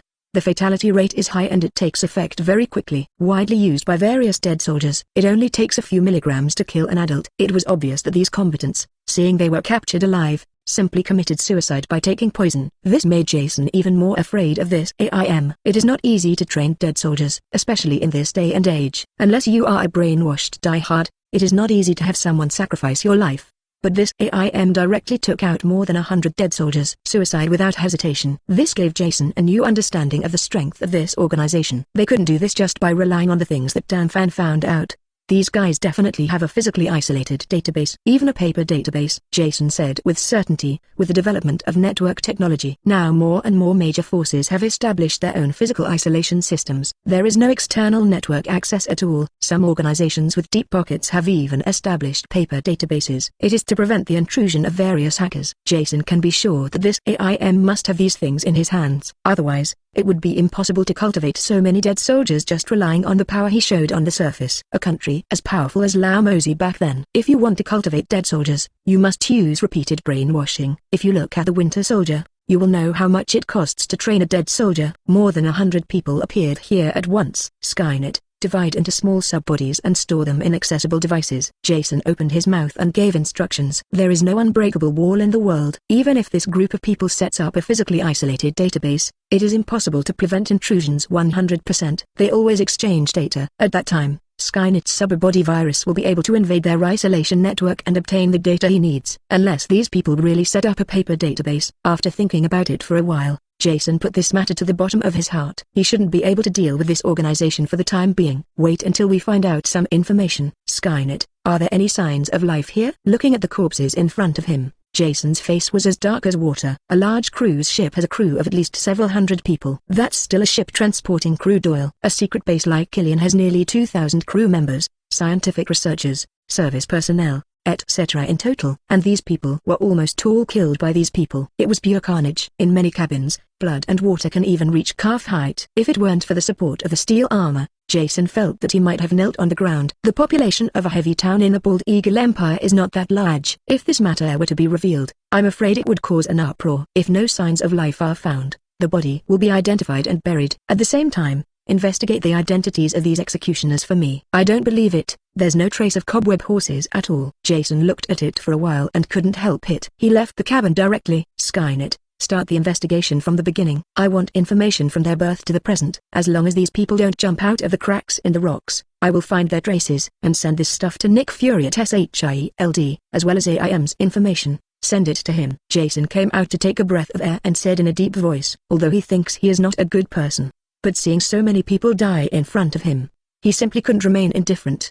He didn't expect that these people would be so insane. Send a message to Tony Stark and ask him if he's interested in getting involved. I want all branches of AIM to be annihilated into ashes, Jason said through gritted teeth. Originally he wanted to take a look at it slowly investigate the details of this organization before taking action. It seems completely unnecessary now. This kind of crazy organization should not exist in this world.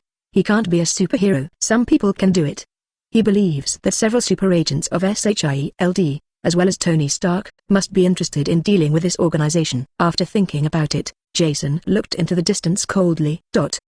At the same time, at the Delta Wing SHIELD base in New York, Nick Fury, who was engaged in some conspiracy, received an anonymous email. When he saw this email, Nick Fury was a little surprised. This mailbox that accepts mail is a secret mailbox. Not many people know this email address. They are all people he trusts very much. Now that an anonymous email suddenly appeared, he was naturally very surprised. However, half a day later, he saw this email. But after watching it for a few minutes, Nick Fury became a little angry. His face immediately turned a bit darker. Although he is somewhat unscrupulous in order to protect mankind, many of the methods may even seem unethical, but his original intention is still good. That's to protect humanity. How could he not be angry now that he saw the evidence that Jason sent him that confirmed human massacres? However, his many years as an agent still make him very cautious. He'll go covertly investigate an organization called AIM, and Killian Biopharmaceutical Company, with help. Don't let anyone know. After giving a few instructions into the earphones, Nick Fury began to think deeply again.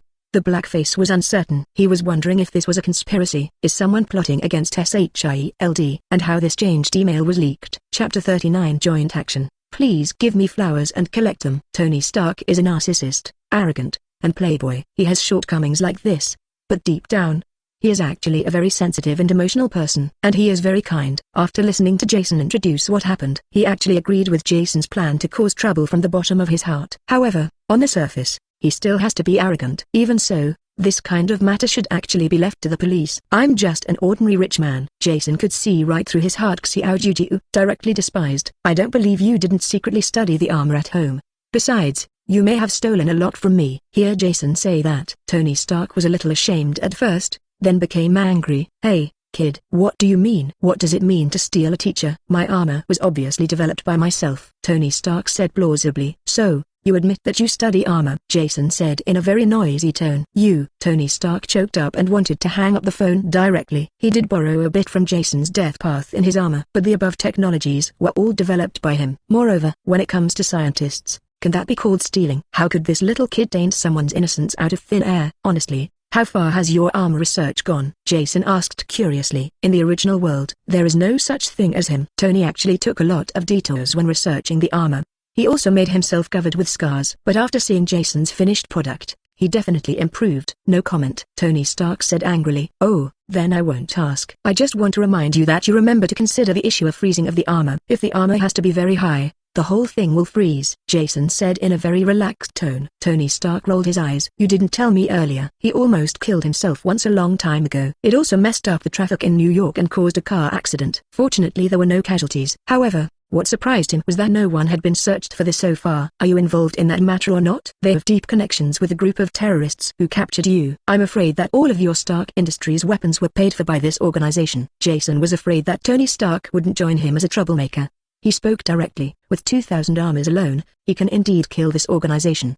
But I'm afraid that the next day, he might be invited to tea by Nick Fury. Governments around the world may also put pressure on him. It is not a good thing to have this kind of force and expose it now. Therefore, he urgently needs someone to help him fight the Thunder. Tony Stark was an obvious choice. This guy's father is one of the founders of SHIELD. I have a very good relationship with Nick Fury. There is no way Nick Fury would be suspicious of him. And this guy always likes to be in the limelight, and he just likes to see this kind of thing. Jason, I think this needs to be considered. According to the information you provided, the strength of this organization is relatively small. A lot of their labs are in downtown areas. If we take action, we may cause civilian casualties. Tony Stark pondered for a moment and said, although he is careless, he is not stupid. It's clear what the consequences would be if he actually took action. Do you think you and I are that stupid? We're definitely not making a fuss.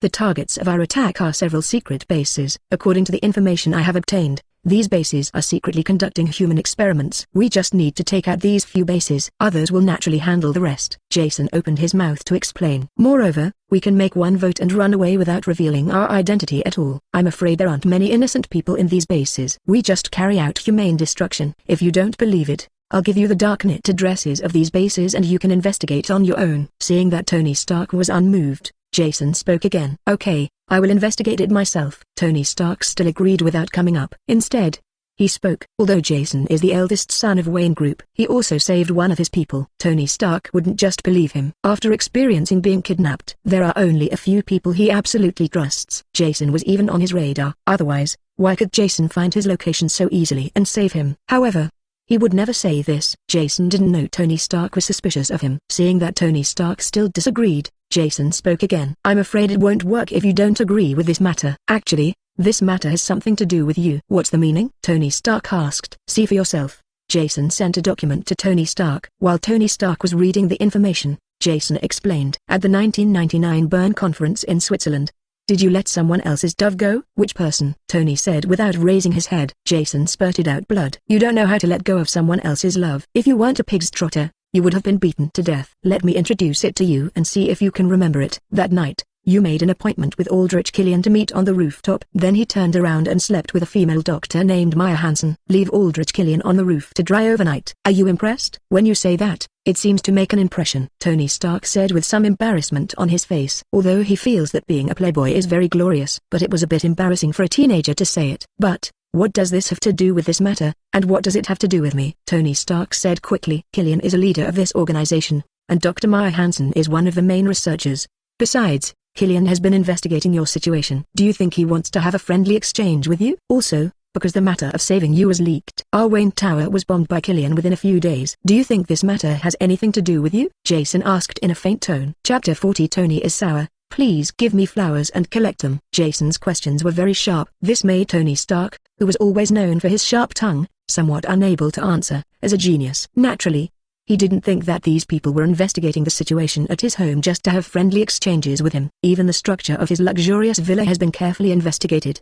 He didn't believe that these people were any good people. But he still argued, maybe they really came here to be friends. Well, maybe they will fly an armed helicopter to find you and make friends, Jason said in a faint tone. In the movie, Killian's men drove a helicopter gunship directly to blow up Tony Stark's villa. In order to protect his wife, Tony Stark almost died in the villa.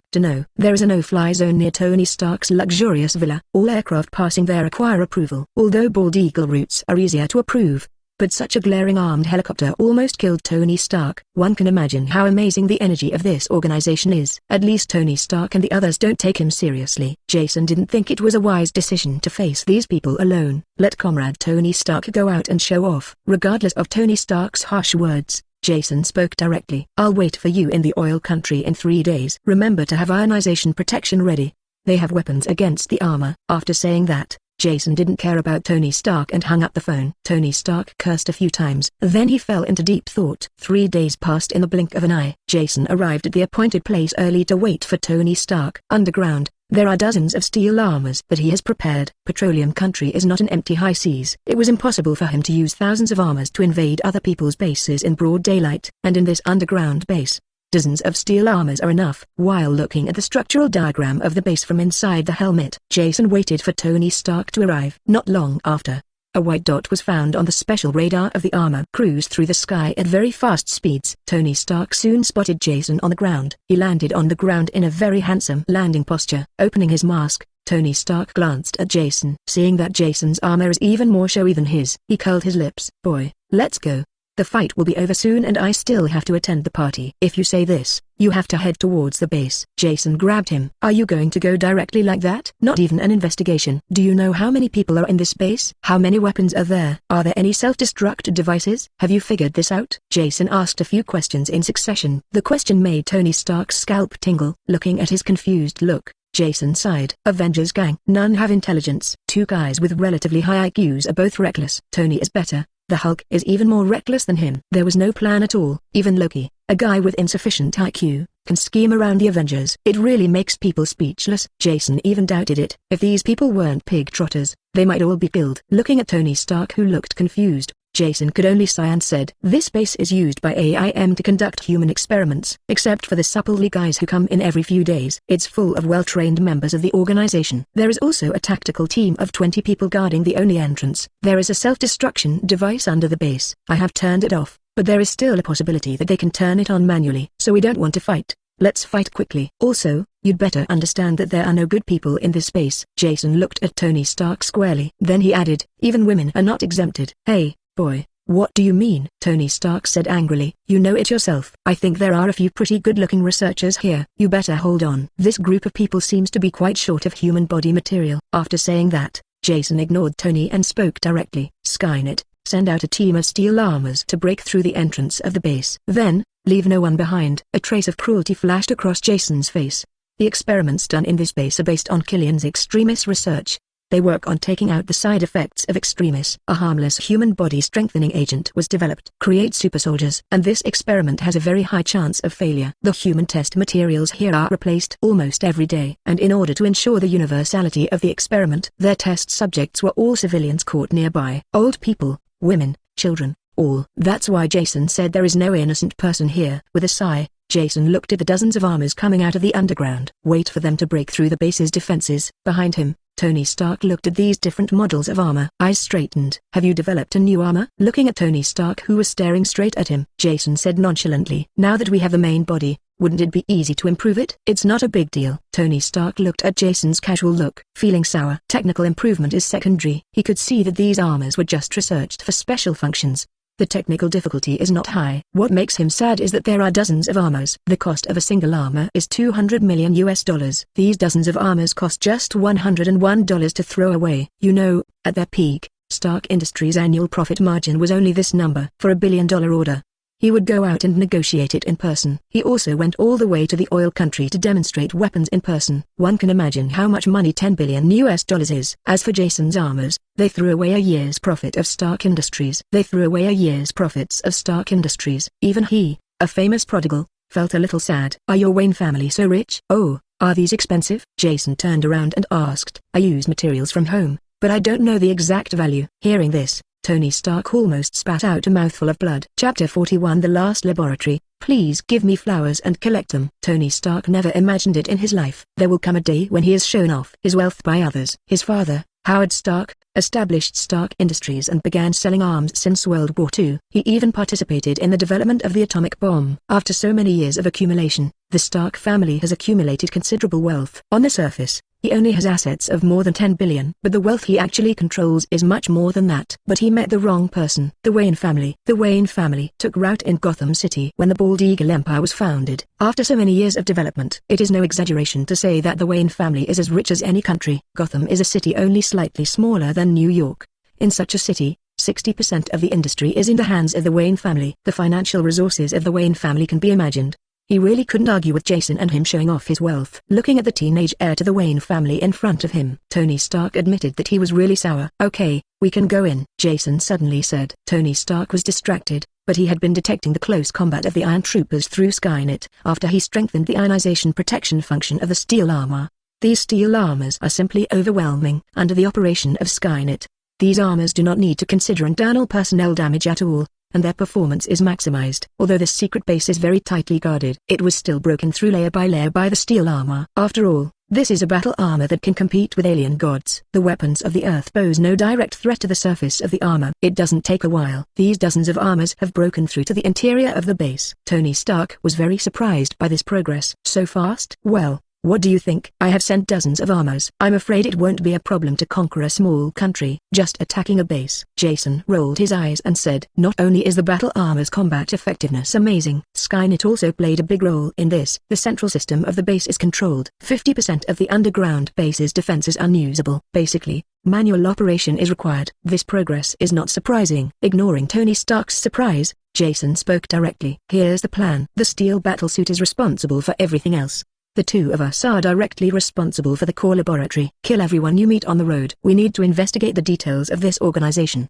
Having said this, Jason was a little helpless. I don't know the origin of this organization. The protection inside a secret base is so tight. The core laboratories at the lowest level are actually physically isolated. Skynet has no control over this place. In desperation, he had no choice but to do it himself. Tony Stark doesn't care. Coming from a playboy background, he had no idea what the plan was. Just one word. As soon as Jason finished speaking, he rushed out directly. Jason was so angry that he stamped his feet. These superheroes are simply unorganized and undisciplined. In desperation, Jason could only follow. The two were very fast and entered the base in a short time, under the ravages of dozens of steel armors. The passage to the secret base is actually in a mess. There were flashes of lightning and traces of explosions everywhere. Jason soon found Tony Stark, who was moving forward. He was in a laboratory and didn't know what he was looking at. These people are really beasts. Tony Stark shouted angrily. Jason saw what was in front of him. This is an experiment video from this laboratory. It shows that the scientific researchers in this laboratory are studying the formation mechanism of Extremis. Extremis was injected into the bodies of various men, women and children. Some people cannot handle this virus. Exploded directly. These people are still good. Those who did not die were even more miserable. After being injected with a drug that inhibits the activity of Extremis, directly being dissected alive. The purpose is to obtain the most realistic and intuitive experimental data. Jason feels that he has always been a very cold-blooded person. But seeing these scenes, a feeling of anger spontaneously arose in my heart. Tony Stark was even more angry. One shot shattered the petri dish next to it. Boy, don't leave me alive. Full of anger, Tony Stark said something to Jason and rushed out. Jason glanced at the laboratory and followed. Along the way, the two kept killing. Even if someone begs for mercy, they also killed all these people without hesitation. Soon they entered the entrance to the final laboratory. This is also a small laboratory, and there is only one experimenter inside. He's inside a console somewhere. Crazy is operating without knowing what it is doing. I saw two steel men suddenly barging in. The guy in the white coat shivered immediately. Jason raised his arm. When he saw it, he knelt directly on the ground. Don't kill me. Don't kill me. I know the password to Lab Zero. I'm of use. Please don't kill me. I was forced. This guy was kneeling on the ground, kowtowing, begging Jason to spare his life. Jason and Tony Stark looked at each other, then stopped holding the light cannon in their hands. Asked, "What's in this lab?" Inside is where the experimental subjects are located, directly controlled by Dr. Saiuo, the person in charge of the base. I don't know about the rest. This scientific researcher in a white coat is obviously not a character with integrity. As soon as Jason opened his mouth, he directly revealed all the base's background. How on earth do you get into this laboratory? Jason glanced at the guy. Although we know from the structural diagram of the base, there is a final laboratory here. But in their current view, there is no trace of this laboratory. There was only a metal wall of huge amounts in front of them. It fits perfectly without any trace. If someone is not a housekeeper, he will enter from inside. Jason even felt that there really was no laboratory here. The door of this laboratory is made of heat-resistant aerospace alloy 2 meters back. Can only be opened with a password. I know the password. Don't kill me. Don't kill me. The man in the white coat directly begged for mercy. I'm going to try to see if what this guy said is true. Tony Stark stepped forward, the red laser on his finger glowing. Chapter 42, Scheming. Please give me flowers and collect them. To be honest, Jason didn't believe what the young man kneeling in front of him said. High temperature and heat-resistant aviation alloy is a unique material of Bald Eagle Aerospace Administration. Even if there is a small outflow, the quantity will not be too much. And there has always been a price but no market, and the price is very high. It is understandable that it is used in various high-tech equipment. To build a gate, Tony Stark, a loser, doesn't have such luxury. However, he just thought about it. Tony Stark came back with a gloomy face. It's a high-temperature heat-resistant alloy. My laser can't cut it. Jason was also shocked when he heard this. What a prodigal organization this is. Can this alloy be used to build doors? Are you crazy? When Tony Stark saw Jason, he had no choice but to say in a deep voice, "Open the door, don't play any tricks." "Thanks, thanks," the guy in the white coat said with great gratitude, etc. Seeing this guy walking towards the console, Jason stopped him. "Sir, what's the matter?" The guy in the white coat forced an ugly smile on his face. The folds on his face were almost bunched together. He looks like a poor lonely old man. "Nothing, I'll give you some insurance." Smiling, Jason took a collar from the steel battlesuit behind him. It was put directly on this guy's head. Drip sounds softly throughout life. The electronic collar was worn tightly around this guy's neck. What is this?" the researcher in a white coat asked with a smile that was uglier than crying. "Nothing. Just an explosive collar. This collar contains special explosives. As long as I have a thought, this cute decoration will explode with a power equivalent to 10 kilograms of TNT. A kind smile appeared on Jason's face. Then he continued, "I think you should understand the effect of this thing exploding. So, I wonder if there is anything you haven't added yet? A bright smile appeared on Jason's face. But this smile looked like a devil to the researchers opposite him. The scientific researcher in a white coat forced an ugly smile on his face and said, I did forget something just now. There are 3 high-energy laser emission tubes in the passage of this laboratory. If you enter it the wrong way, it will start. But don't worry. These things can be turned off outside. Then what are you waiting for? Why don't you lock him up? A gentle smile appeared on Jason's face. Looking at the scientific researchers opposite, I shivered. Right away. The scientific researchers in white coats stumbled up to the console and began to operate. After seeing him pass by, Jason looked towards the door of the laboratory. Tony Stark looked at Jason with a strange expression. After a long time, he said, What did Bruce Wayne teach you? Why do you look like an old fox? Mr. Stark, if you grew up living in the slums of Gotham, you wouldn't ask this question. Jason smiled and said no more. Leave it to Tony Stark to experience it himself. Gotham is the busiest street, and it is also full of thieves. What a slum looks like is beyond the imagination of a young man like Tony. He had spent a long time in that kind of place. Tony Stark looked at the expression on Jason's face, didn't ask any more questions. I just made up my mind to visit the slums of Gotham in the future. While the two were chatting, the unlucky guy they caught had already opened the door. All right. The unfortunate guy said something. The door in front of them slowly opened. The originally tight metal was opened amidst a series of mechanical noises. A long passage leaked out. Jason looked at the metal door and twitched the corner of his mouth. He said, why Skynet has no role here. This gate turned out to be completely mechanical. Presumably the only electronic component is on the console directly connected to it. If Skynet can be opened, there will be ghosts. After glancing at the door, Jason turned his attention again to the unlucky guy they had caught. Hey, are you sure there's nothing wrong? Never fail to speak up if you have a problem, because you may be the first person to walk through this passage later, and the coil bomb around your neck is specially made. You need to stay connected to the external network at all times. Otherwise, there's going to be a bang. You must be sure you have nothing to say. Hearing Jason's words, the prisoner in the white coat almost cried. Also, there is still a little problem. The hand cannon in Tony Stark's hand was raised directly. Tony, stay calm. Jason stopped Tony Stark. Just snap his fingers. Then the prisoner they captured in front of them started to tremble as if he had been electrocuted. It took half a minute to listen. Then he knelt directly on the ground. This is your punishment for lying to us. You have to think clearly. If anything happens to us on the way down, we may not die, but you will definitely die. So don't do anything unwise. Upon hearing this, the scientific researcher in a white coat pursed his lips. Then he spoke. No more. No more. Jason looked at his condition and nodded with satisfaction. That's okay. Just lead the way. Jason pointed with his chin, and the scientific researchers in white coats walked towards the passage. With this guy walking in front, Jason and Tony Stark followed suit. Soon, they entered the final laboratory. The laboratory space is very large, about the size of a football field. As soon as he entered the door, Jason saw 5 or 6 large culture tanks. Inside were naked human beings.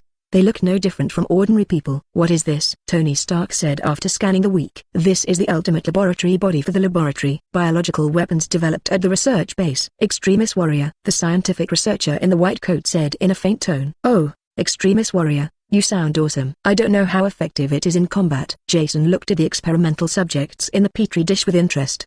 You'll be able to see it soon. Once the laboratory is opened, the experimental subjects inside will wake up. Kill any enemy in front of you. The scientific researchers in white coats had arrived behind the petri dish at some point. He said in a faint tone. Chapter 43, Centipede. Warrior, please give me flowers and collect them. You really have a problem. You are the person in charge of this laboratory, right? Jason looked at the scientific researcher who had removed the collar from his neck at some point and said with a smile. How did you know? The scientific researcher in a white coat frowned and said, nonsense. This kind of place, how can there be low-level personnel? Even if you're not the person in charge of the base, you're definitely a big fish, and you'll definitely be right to catch it, Jason said in a very relaxed tone.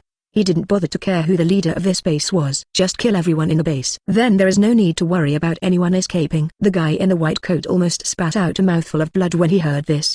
He thought there was something wrong with his acting. Unexpectedly, I met a reckless man. It gave him the feeling of hitting cotton with a fist. I feel very uncomfortable in my heart. Aren't you afraid of accidentally hurting innocent people? What? Are there any innocent people here? Jason said with surprise on his face. Hearing this, Bbook vomited blood again. There certainly seemed to be no innocent people in his laboratory. Forget it. I won't talk nonsense to dying people. The white coat saw that he couldn't defeat Jason. He sneered and didn't talk to Jason. It's as if you can talk nonsense better than me, Jason retorted. Jason wanted to say a few more words, but was stopped by Tony Stark. Follow Tony Stark's gaze. The 5 experimental subjects in the petri dish didn't know when they had opened their eyes.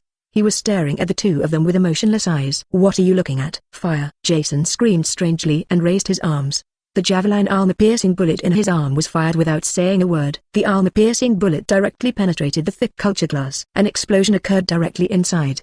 There was a flash of fire. Countless amounts of culture fluid were blown into the air, suddenly blocking the sight of two people. Wait until the culture medium that blocks the view falls to the ground. Only then did the two of them see the scene behind them. All 5 experimental subjects woke up. The armor-piercing bomb directly ripped open the skin and flesh. However, although the flesh on his body was exploded, but recovering quickly, Jason could even see the growing buds on his muscles. And Jason noticed, when these experimental subjects are repairing their bodies, there was no fire flashing from his body. It's like the side effects are completely fixed. You should feel honored. You are the first and only ones to see the Centipede warriors. You should be lucky to be able to find my base. You should be lucky to die in my hands. The white coat said a few words frantically. The emotion in his eyes was very passionate. He is completely different from the cowardly guy just now, who doesn't know how to brag. You have the ability to let these soldiers beat my brother. If I can beat him, I lose. Jason sneered directly. Hey, kid. Tony Stark trembled when he heard Jason's betrayal of his teammates.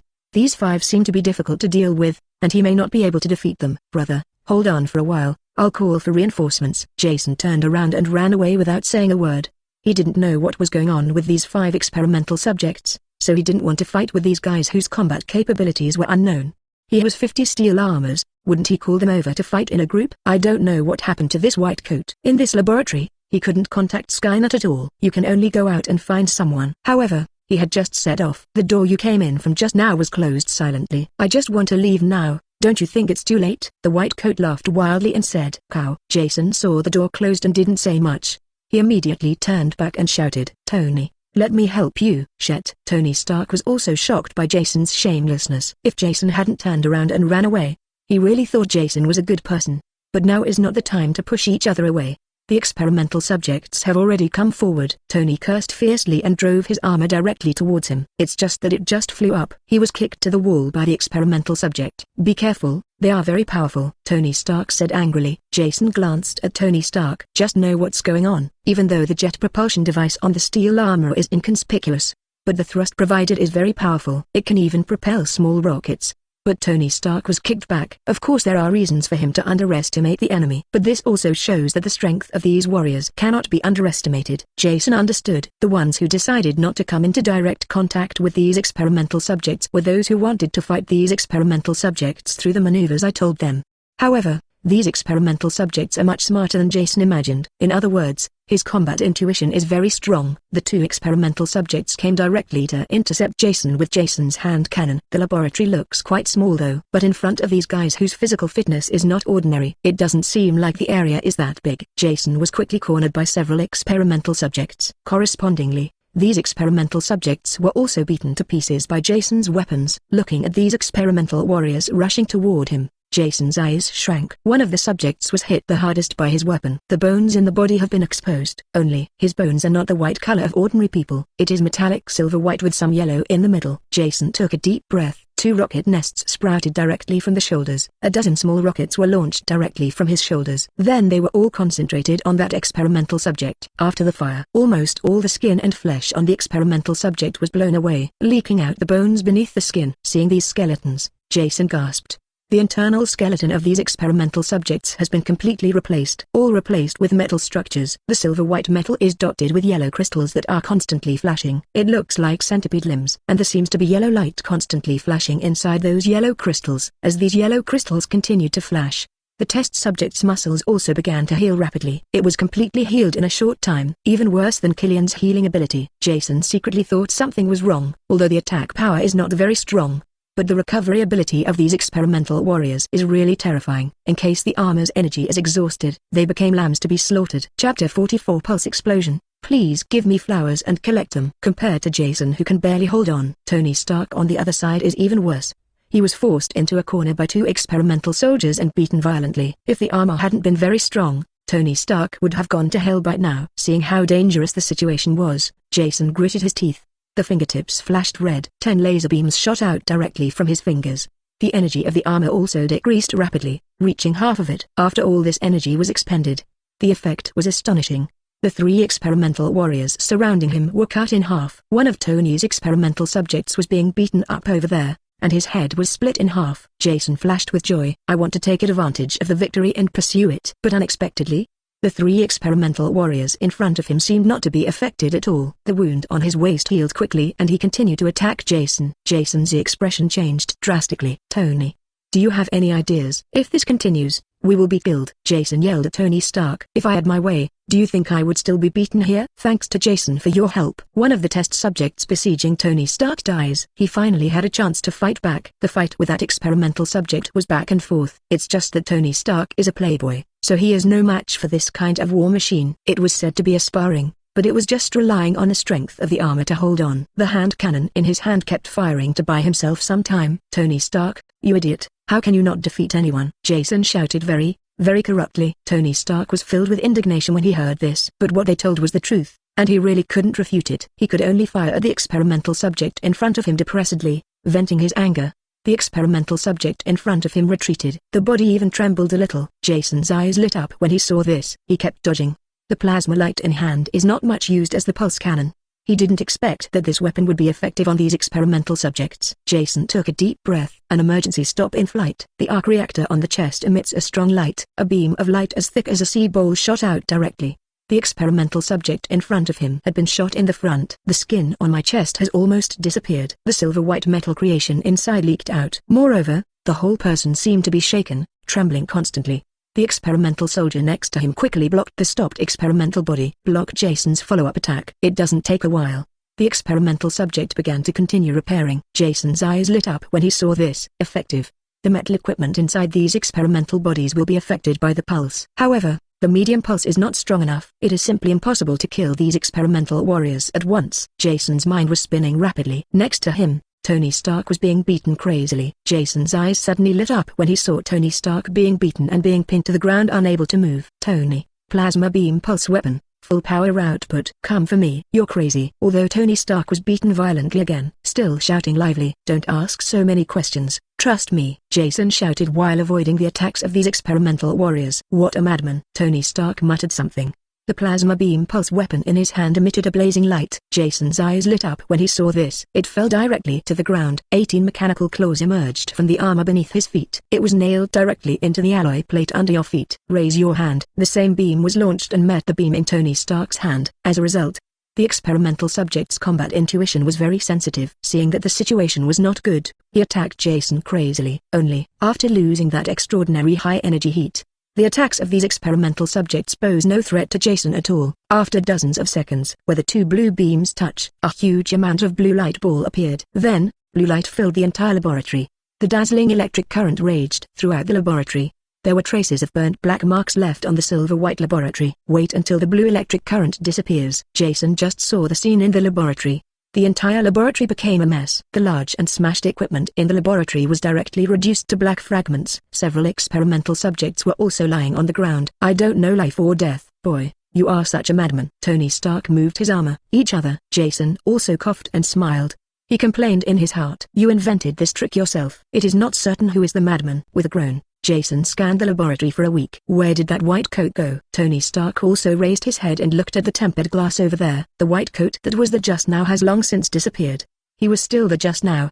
He must have sneaked away. Tony Stark said in a deep voice. Let's go out and take a look. He can't escape, Jason said in a deep voice. The structure diagram of the base didn't say anything about it. There is a secret passage behind this laboratory that can be left secretly. This guy should have built it himself. A guy who is so afraid of death should not be a dead soldier of AIM. As long as you catch him, you might be able to find some secrets of this organization. After hearing Jason's words, Tony Stark nodded in agreement.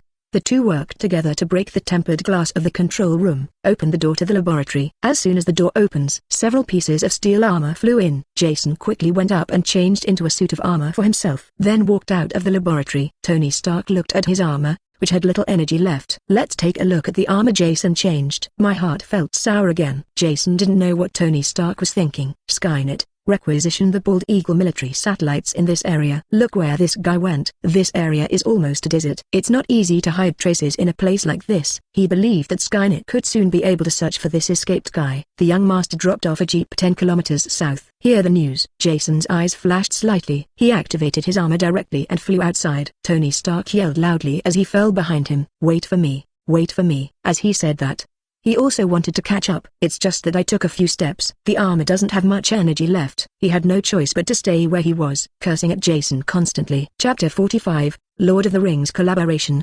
Please give me flowers and collect them. The top speed of the steel armor can even reach Mach 5. Under Jason's full attack, 10 kilometers is just a blink of an eye. Soon, Jason locked the Jeep in his combat system. Jason accelerated, flying directly in front of the Jeep. The white coat saw Jason falling from the sky. A dragon swung its tail, just walked around in the desert, randomly looked at Jason fiercely. You really are haunted. The ghost lingers. This statement is not accurate. Don't you know what you did? I feel like I'm doing justice to God at best, Jason said with a sneer. Ridiculous.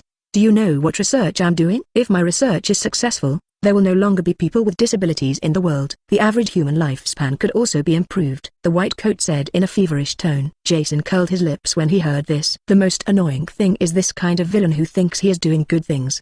He didn't see any signs of longevity from those experimental subjects. Instead, after suffering a pulse blast, the electronic equipment inside their bodies even exploded. The corpses were burned to ashes by the extremis flowing out of the mechanical skeletons. This is not something you could use to make a medical device. Is this your excuse for killing so many people? Then can you tell me why those experimental subjects were directly transformed into biological weapons? If I'm not wrong, they should only have a few months to live, Jason said with a sneer. Skynet has already analyzed these experimental subjects. In this world, there is no energy that can appear out of thin air. The cost of these experimental subjects gaining super resilience and combat effectiveness. It's about burning life force. When they emerge from the petri dish, they only have a few months to live. After a fierce battle, lifespan is even shorter. It is not impossible to turn a lifespan into a few weeks or a few days. This white coat is just an excuse for what he did. Sure enough, I heard Jason's words. The white coat's face was full of anger. You don't understand at all. This is just a necessary sacrifice on the road to success. Their sacrifice of life is valuable. Then why don't you sacrifice yourself? Jason smiled. If this guy goes up first himself. Jason looked up at him. But he only experiments on others and lives well by himself. Only if you can believe what he says. Is there a ghost? The white coat gave Jason an angry look. Then quickly, calm down. I don't have to argue with you. You're going to die anyway. Death? Are you kidding me? Jason glanced at this guy in surprise. He had already used the combat system in the armor to detect it. This guy shows no signs of being reformed at all. Only then did he dare to chase him out alone. Otherwise, he would have brought dozens of younger brothers over to start a group fight. Haha. Do you think I was kidding you just now? Look at your feet. A wild smile appeared on the white coat's face. Jason was shocked when he heard what he said. Just lower your head and look down. A layer of white frost had condensed on the armor under his feet at some unknown time, and it is spreading rapidly upwards. Jason's pupils shrank suddenly. This is a desert. Daytime temperatures can even reach 50 or 60 degrees. In this weather, white frost actually condensed on his armor. How can this be? Jason felt something was wrong. Just kill the white coat if you want. But he found out. The hoarfrost has already spread to my chest. The armor cannot move at all. Even inside the armor, he could feel a little bit of chill. How can it be? Jason exclaimed. The steel armor is not only very strong in resistance to attack, temperature isolation is also achieved to the extreme. Liquid nitrogen was sprayed directly on the armor, and he couldn't feel it inside. Now he felt a bit cold and biting. One can imagine how cold the temperature is with a thin layer of frost and snow outside. Skynet detects outside temperature. Master, according to the sensor detection, the temperature outside is even close to absolute zero. This is simply impossible, Skynet said, very surprised. Jason thought it was impossible when he heard this. Absolute zero is a concept that is simply impossible to achieve in physics. Reaching absolute zero, even the movement of electrons inside molecules stops. The heat will all disappear. Low temperatures close to absolute zero are not scientific at all. While Jason was still shocked, the white coat spoke again. You can't even imagine the power of the Supreme Lord of the Rings. Go to hell. With that said, the white coat drove the military jeep directly towards Jason. Jason was knocked straight out. Warning, warning, the armor is 80% damaged. The armor is 80% damaged. Jason's face turned green when he heard this report. The experimental subjects were helpless and he almost overturned the car in front of an ordinary person. Fortunately, the steel armor strengthens its survival ability. Only in this way could his life be saved. However, he doesn't have any fighting ability now. Skynet, control the mechanical armor to stop him. Jason shouted through gritted teeth. It's the young master. Skynet fell silent, and the armor went to chase the person. Jason was thinking about what the white coat said about the Supreme Lord of the Rings. Is there still a collaboration between Marvel and Lord of the Rings? But the Lord of the Rings doesn't have this kind of ability. Thinking of the frost that silently freezes the armor, Jason shuddered immediately. Fortunately, he put on the steel armor. If it was his body just now, he will be frozen into a popsicle immediately. Thinking of this, Jason became even more angry at this guy. I don't know where this guy came from. There are so many weird things about me. With gritted teeth, The new armor has arrived. Jason once again put on a new suit of armor. Skynet, try to capture that guy alive. Master, we failed to capture him alive. Skynet said helplessly. What's the situation? Jason asked with a frown. Go and see for yourself. Skynet said again. Jason frowned and flew into the sky. The jeep in the white coat didn't drive very far. It's only a few hundred meters away. Soon Jason found him. Only, the white coat at the moment has turned into an ice sculpture. Even his jeep was frozen together. There is desert all around. But in this clearing, an ice sculpture appeared out of thin air, still exuding cold air. Even Jason couldn't help but shudder when he saw this scene. Looking at the ice sculpture in front of me, Jason's face dropped. This is obviously the person behind it who is trying to kill people and silence them. Chapter 46, Single Dimension Energy Manipulation Device. Please give me flowers and collect them. On the desolate desert, a huge black plane was parked in the middle of the desert. Next to the plane, Jason was operating several instruments to examine the ice sculpture in front of him in detail. Next to him, Tony Stark was also amazed. What the hell is this? It's incredible. Tony Stark looked at the data on the machine. His eyes were full of surprise. Temperature is a very interesting concept. Its existence is actually just a relative concept defined by humans, because the temperature of a substance is not static. There are countless heat exchanges between objects. Radiation, conduction, contact. These three modes of heat conduction. The temperature of an object with abnormal temperature eventually tends to the average temperature of the environment. But the ice sculpture in front of me is different. While heat exchange is taking place, but the process is extremely slow. It's been several hours and it's still frozen, and there was no sign of melting. This simply does not conform to modern concepts of thermodynamics. Who knows what this is? It may or may not be magic. After some initial surprise, Jason quickly accepted the fact. There's nothing surprising about this. The Ancient One gang can open wormholes, create subspaces, change timelines, and use energy to produce the effects of physical weapons at will. Now an ice cube that won't melt. There doesn't seem to be anything strange about it. He is not scientific about magic. Tony Stark frowned when he heard Jason say this. Where is the magic in the world? This must be a technology we don't understand. Just say yes, Jason said helplessly. What is the difference between overly advanced technology and magic? A new Imperial fighter defense network. The network formed using energy can even destroy Ronan's physical battleship. Cree artificial intelligence. It can even interfere with reality to some extent.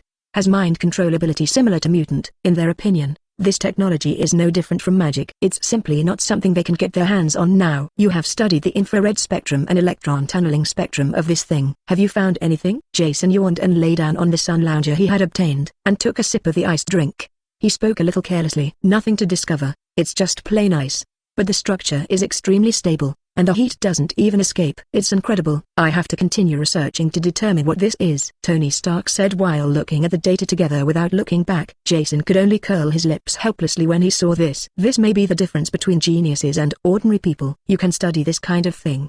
Perhaps countermeasures can be developed. Tony Stark has done this kind of thing more than once. He even developed anti-Thor armor, specifically against Thor. This is a tough guy. Jason admitted that he couldn't afford it. While Jason was in a daze, Tony Stark suddenly screamed strangely. Not good. The energy structure inside the crystal undergoes a chain collapse. When Jason heard this, he jumped up from the sun lounger. Has any external interference been detected? Jason asked in a deep voice. In his opinion, this was obviously caused by the people behind the scenes extracting the energy from the ice. No fluctuations were detected. Electromagnetic waves, molecular spectroscopy, and infrared spectroscopy have not been discovered. The expression on Tony Stark's face was very ugly. The ice in front of them was melting rapidly. It takes dozens of seconds. The ice crystals on the surface have melted. The white coat turned directly into a piece of minced meat. The jeep remains unchanged though. But Jason knew. This means that the metal structure inside the car has been damaged. With just a little outside courage, this jeep could turn into a piece of junk. Tony Stark couldn't care less about nausea and mysophobia. He walked up directly with the machine. Wanted to take a chance and see if I could detect anything. Jason originally wanted to go up too. He just took 2 steps and then stopped. Congratulations to the host, for getting in touch with the plot characters. Extract single-dimensional energy manipulator manufacturing technology. Congratulations to the host. Homologous data has been detected. Extremis body modification technology enhanced. A new branch of Centipede endoskeleton modification technology has been added. You hear a system beep. Jason was delighted. The eyes looking at the white coat became surprised. I thought it was a bit part character without a name. I didn't expect that to be a surprise. 2 technologies can be extracted from his body. Isn't this the kind of treatment only a destined son like Iron Man gets? After being delighted for a long time, Jason began to check out the system's technology. Centipede endoskeleton modification technology. It should be the technology used on the experimental subjects. Just this kind of thing. Jason himself will definitely not use it. he still prefers the original stuff inside his body. The other single-dimensional energy manipulator should be the kind of technology that can produce super low temperatures. Kissen looked at it carefully. After reading the information for a long time, Jason suddenly spoke. Try using an atomic absorption photometer. Tony Stark was startled when he heard this. Then react quickly. Do you want to measure the absorption of characteristic radiation here to analyze what external energy is here? You are such a genius. Tony Stark said something. Using a mass spectrometer to do spectral analysis. I think we should be able to find something by combining the two. Jason added. You compare atomic absorption spectra and find anomalies in them. Tony Stark asked. Yes. We can't see anything on the surface. But it's not necessarily possible to separate out the particles. Such freezing must have some effect on the interior of the molecule. By comparing the normal structure of matter, we might be able to find something that plays a role in it. Jason said. How did you come up with that? Tony Stark asked strangely. Jason chuckled inwardly. I definitely know the answer after reading it. He knows how to make all the instruments. Don't you know how to detect the energy in it? But of course he couldn't say that. Explained. That's how I suddenly thought of it. I said. This might be caused by magic. So I wanted to detect the energy inside. Of course we have to find domestic testing methods. That's okay too. What a piece of shit luck. Tony Stark said a few words helplessly. Continue to check. Jason looked at Tony Stark who was working peacefully. He smiled and lay down on the sun lounger again. Chapter 47 The Powerful Extremis. Please give me flowers and collect them. The genetic system is a very complex system. The expression of genes cannot be accomplished solely by relying on the DNA in the human body. Rather, there are many complex ingredients. The translation of a string of deoxyribonucleotides into a small piece of protein biomolecule in a small cell requires a very sophisticated and complex auxiliary and regulatory system, such as various monomers, trimers, various RNAs, various primers, various templates, various enzymes, various transport proteins, and various molecular chaperones. The file size subunit of the ribosome, free radicals that interfere with translation, and unwinding enzymes can be found everywhere. These are the products of human gene duplication. To understand genes, understanding these is still not enough. Enzymes and templates that check whether the bases are correct, enzymes that cut out wrong bases, enzymes that move the correct bases to the right positions, and countless other details. These details determine whether a gene is copied accurately, and any change will paralyze the entire process. Moreover, these enzymes, monomers, transporters, and chaperones all come from their own production combinatorial systems, and changing them requires changing these systems. Therefore, genetic modification is a very complex thing. It's so complicated that if humans want to master it, the time and experience it takes is probably unbearable for most people. The transformation of the body by Extremis is a transformation process based on the reorganization of human DNA. Use changes in DNA to control the transcription of enzymes in the human body, to achieve the purpose of rapidly dividing cells and repairing injuries. High temperatures that damage the human body. It's just a byproduct of the process. Although it is powerful, it has no effect at all. If Extremis really gets developed right, it really may become a new medical technology. Repair the human body and enhance human lifespan. After system strengthening, Extremis has become much more perfect. The side effects of Extremis are virtually eliminated. It cannot be said to be eliminated. Instead, this side effect is reduced to a level that a human body can tolerate. By prolonging the repair time, the side effects of explosion can be reduced. The more you read this technical information, Jason felt more and more unfathomable. This virus originates from plant cells. It is simply unbelievable that he has been transformed by the system to this point. Skynet will build a biological laboratory for me. At the same time, we started cultivating the first-generation strain of Extremis. Be prepared to do research, Jason ordered to Skynet. A virus is a living thing after all. It is not like a machine that can be manufactured by assembling parts. Virus modification is a very complex process. It takes a long time to induce evolution to obtain the performance humans want. It's the same food we eat now. Many years ago, these plants may have been poisonous. It is under the training of generations of human beings. Only then did they become usable by humans. Viruses are like this too. In order to prevent them from destroying the original structure inside the human body, Extremis requires long-term cultivation. Only virus samples that can be used are selected and implanted into the human body to produce corresponding effects. Actually, Extremis is more like a parasite. Parasitizes and reproduces inside the human body. By reorganizing certain DNA within the human body, it heals the human body, enhances vitality, and increases lifespan in disguise. If not used properly, it will cause harm to the human body. Take Killian for example. Although he gained otherworldly powers, but his lifespan will also be greatly affected. Excessive burning of substances in the body produces high energy heat. It is easy to cause subtle damage to the interior of cells. White coats are much smarter. He was smart enough to spot the damage. This damage is then passed on to the machinery. Even more ingeniously, substances in the machinery can also be used to control the activity of Extremis. Let them exert corresponding power without destroying the human body. Even Jason had to sigh. In terms of biomodification technology, this guy is indeed a genius. Centipede endoskeleton modification technology is indeed very practical. It's a pity that I can't use this technology. A trace of pity flashed in Jason's eyes. He will not reform himself, nor would he risk the disapproval of the world to modify other people's bodies. It seems that this technology can only be used at the bottom of the box. Master, why don't you combine this technology with steel armor? Skynet, who had been silent all this time, spoke. Skynet is very intelligent, but he doesn't like to talk. Most of the time, I am surfing the internet. This time Skynet suddenly spoke, which surprised Jason. However, he soon began to think about whether this technology was feasible. Soon, he felt that this was an excellent combination. Centipede endoskeleton transformation combined with steel armor. Although the extraordinary recovery ability of Extremis is not used, the increase in strength and the high heat generated are very useful. No matter how bad it is, it can still be used to perish together. After thinking about it for a while, Jason felt that it was indeed feasible. But there are still some problems that need to be solved. First, there is no corresponding muscle tissue and DNA structure inside the armor, so how can the transformation technology be effective? The second is how to control this high heat to prevent it from causing damage to the original armor. After thinking for a long time, Jason spoke. Skynet, establish a new research sequence. Codename Biological Battle Armor Technology. Using artificial muscles to replace human muscle tissue, high-energy culture fluid provides energy for the virus. Jason's eyes flashed with excitement. The steel armor is a very great invention, but there are also disadvantages. It's too rigid and not flexible enough. It relies entirely on the power of the original suit, and the operator's original power is not outstanding. Since it is an assembled structure, it is very easy to disassemble. Once the two are combined, these shortcomings can be completely overcome.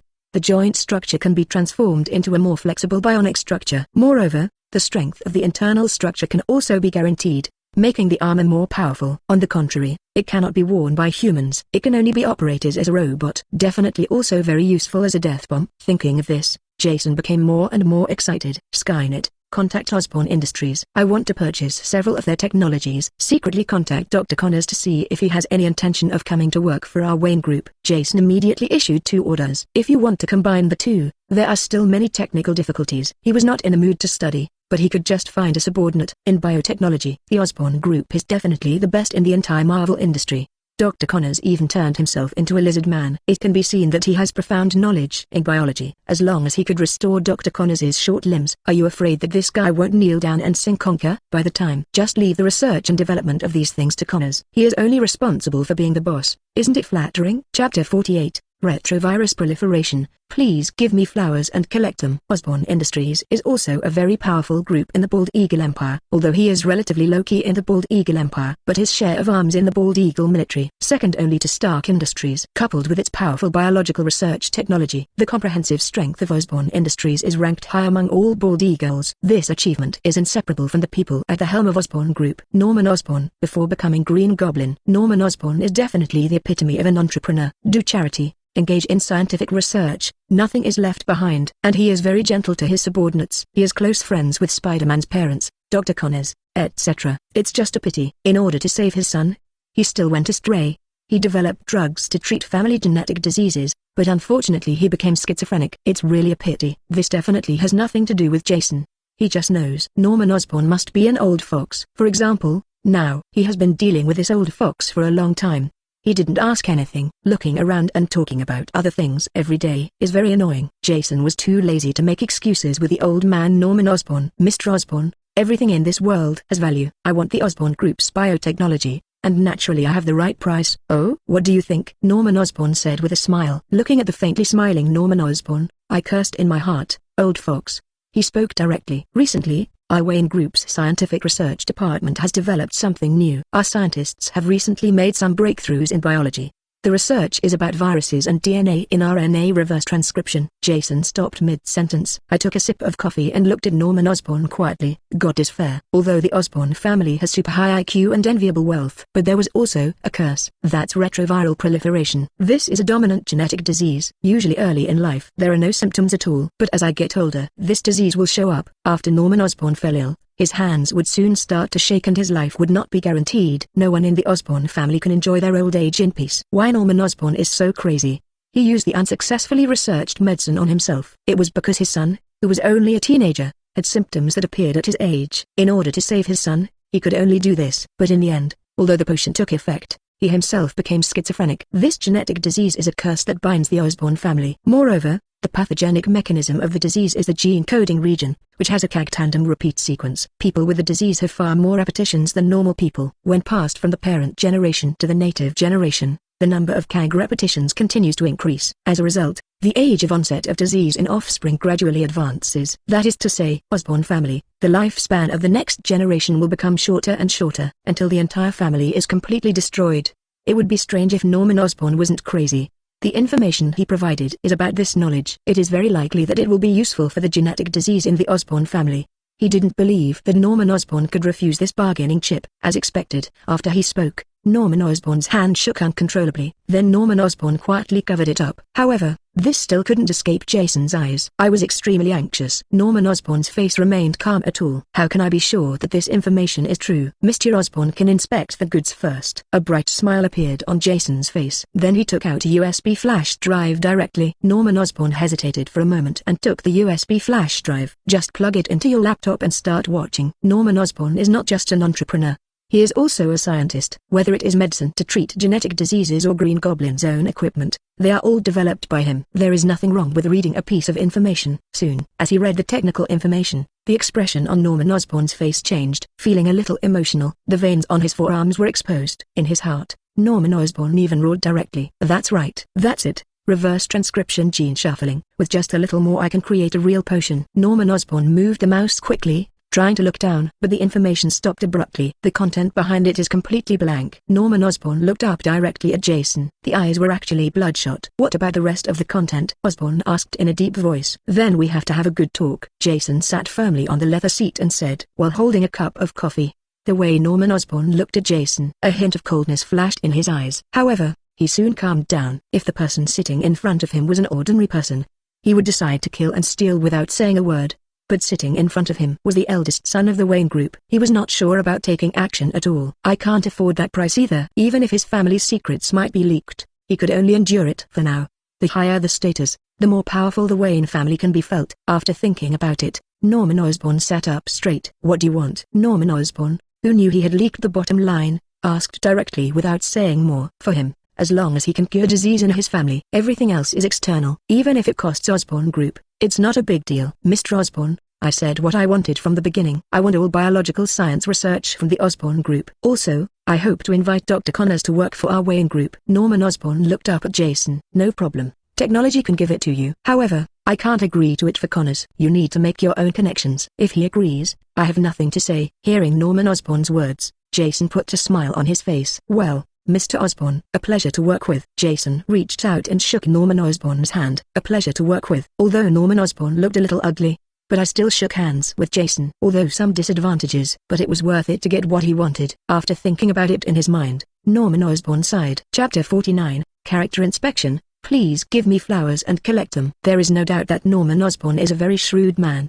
He was at the beginning. He even just wanted to exchange the research results of the Osborn Group laboratory for his technology. Fortunately, Jason discovered it in time. Otherwise he will suffer a big loss. Osborn's original biotechnology is not as good as their Wayne Group's biotechnology, except for that accidental spider that created Spider-Man. The only thing left to see is Dr. Connor's lizard potion. It's just that this isn't what Jason really wants. What he wants, it was actually the Green Goblin potion created by Norman Osborn. The human body strengthening potions in the Marvel world seem to be carved from the same mold. Although it can strengthen various comprehensive properties of the human body, but it will amplify the emotions in the human body. The same goes for Captain America, and the same goes for Green Goblin. Green Goblin potion is a very powerful potion. Not only can it greatly improve the strength and overall quality of the human body, it can also strengthen the brain and improve human IQ. Norman Osborn was injected with this potion.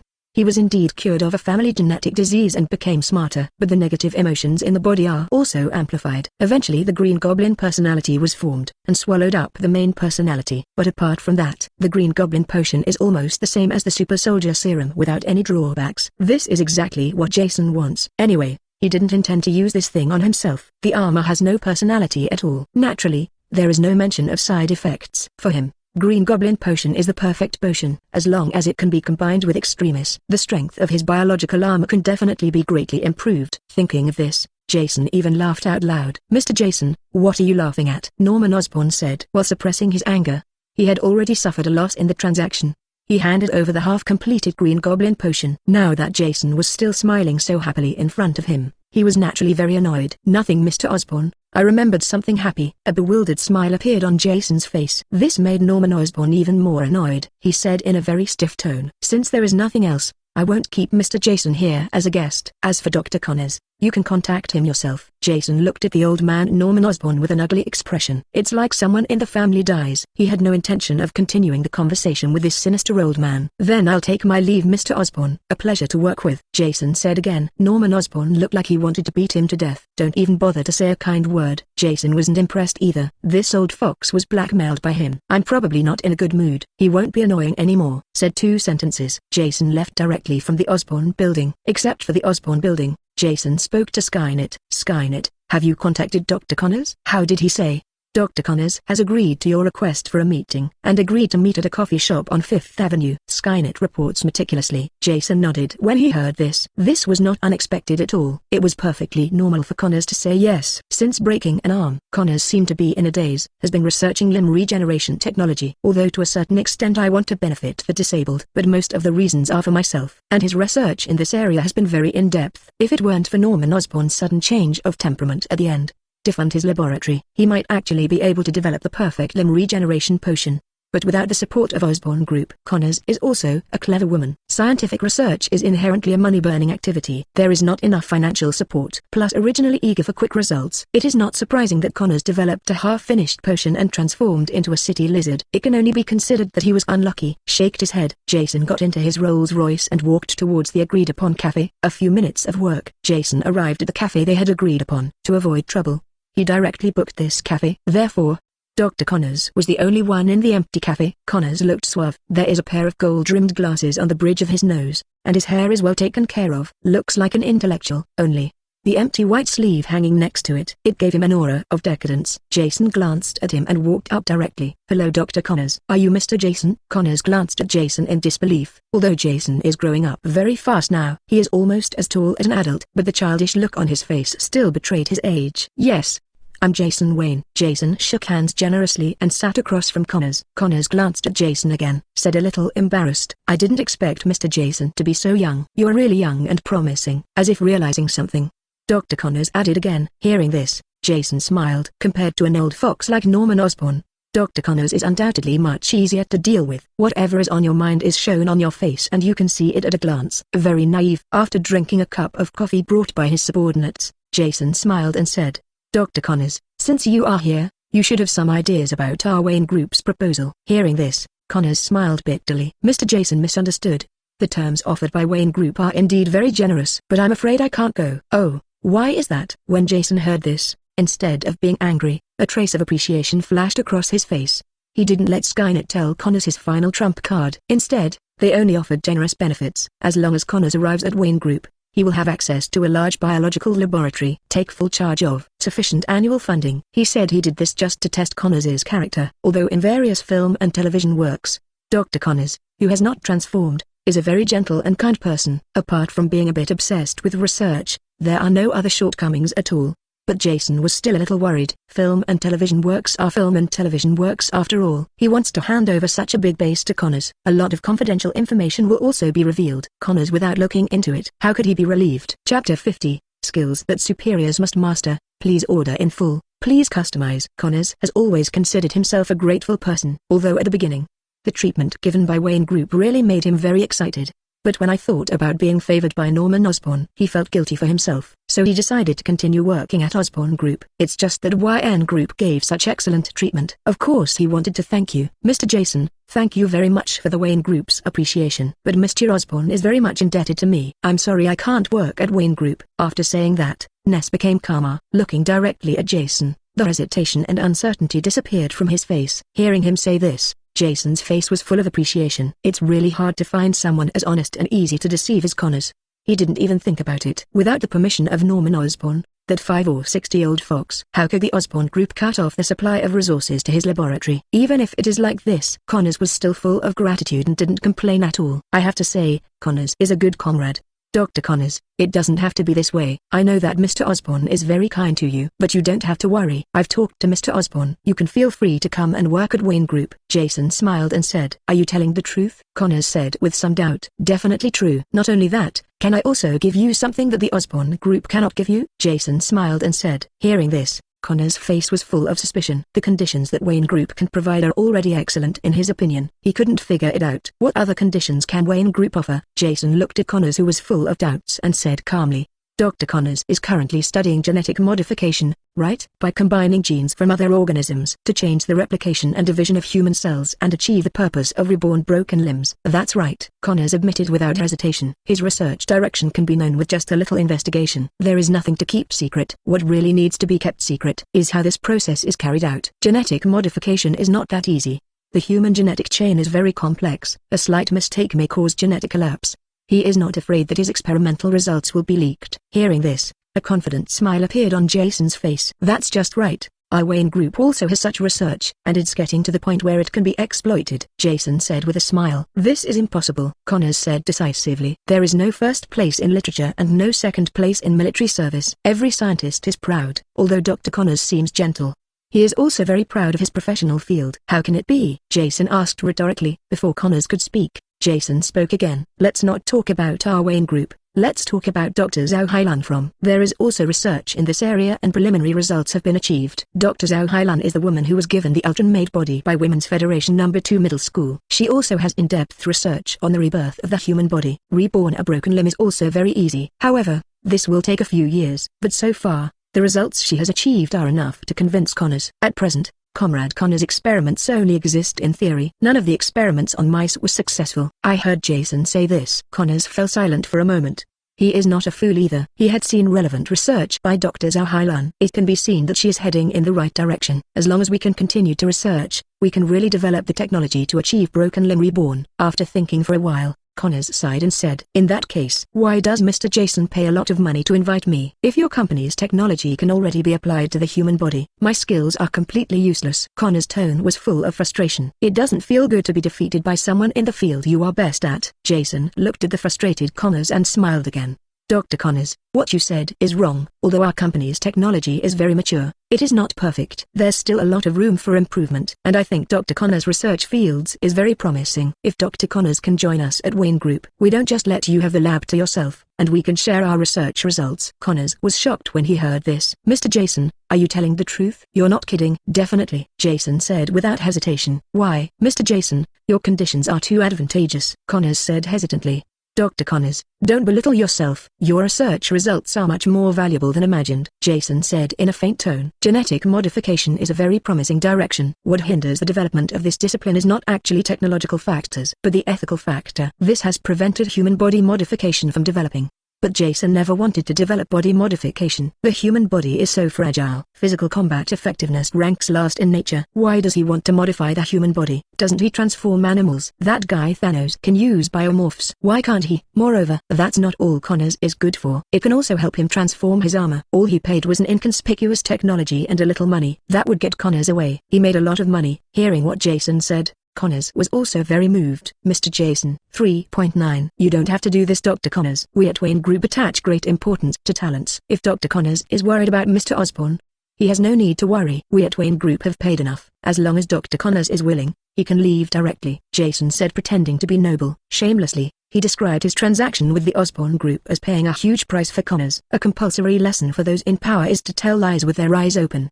The thicker the skin, the better. Sure enough, Dr. Connors, who was an intellectual, have no doubts at all and was completely moved. "I was almost moved to tears." Jason was overjoyed when he saw the moved expression on Connors' face. "It's done." Connors was already in his possession. "I couldn't run away even if I wanted to." If you like this audiobook, subscribe the channel for more videos like this. And join my Patreon if you want to support me, link in the description. Leave some comment and let me know if you guys like this story, or you have a web novel you like and want to hear its audiobook. I will be happy to create them for you. Please like, share, and leave a comment on the video.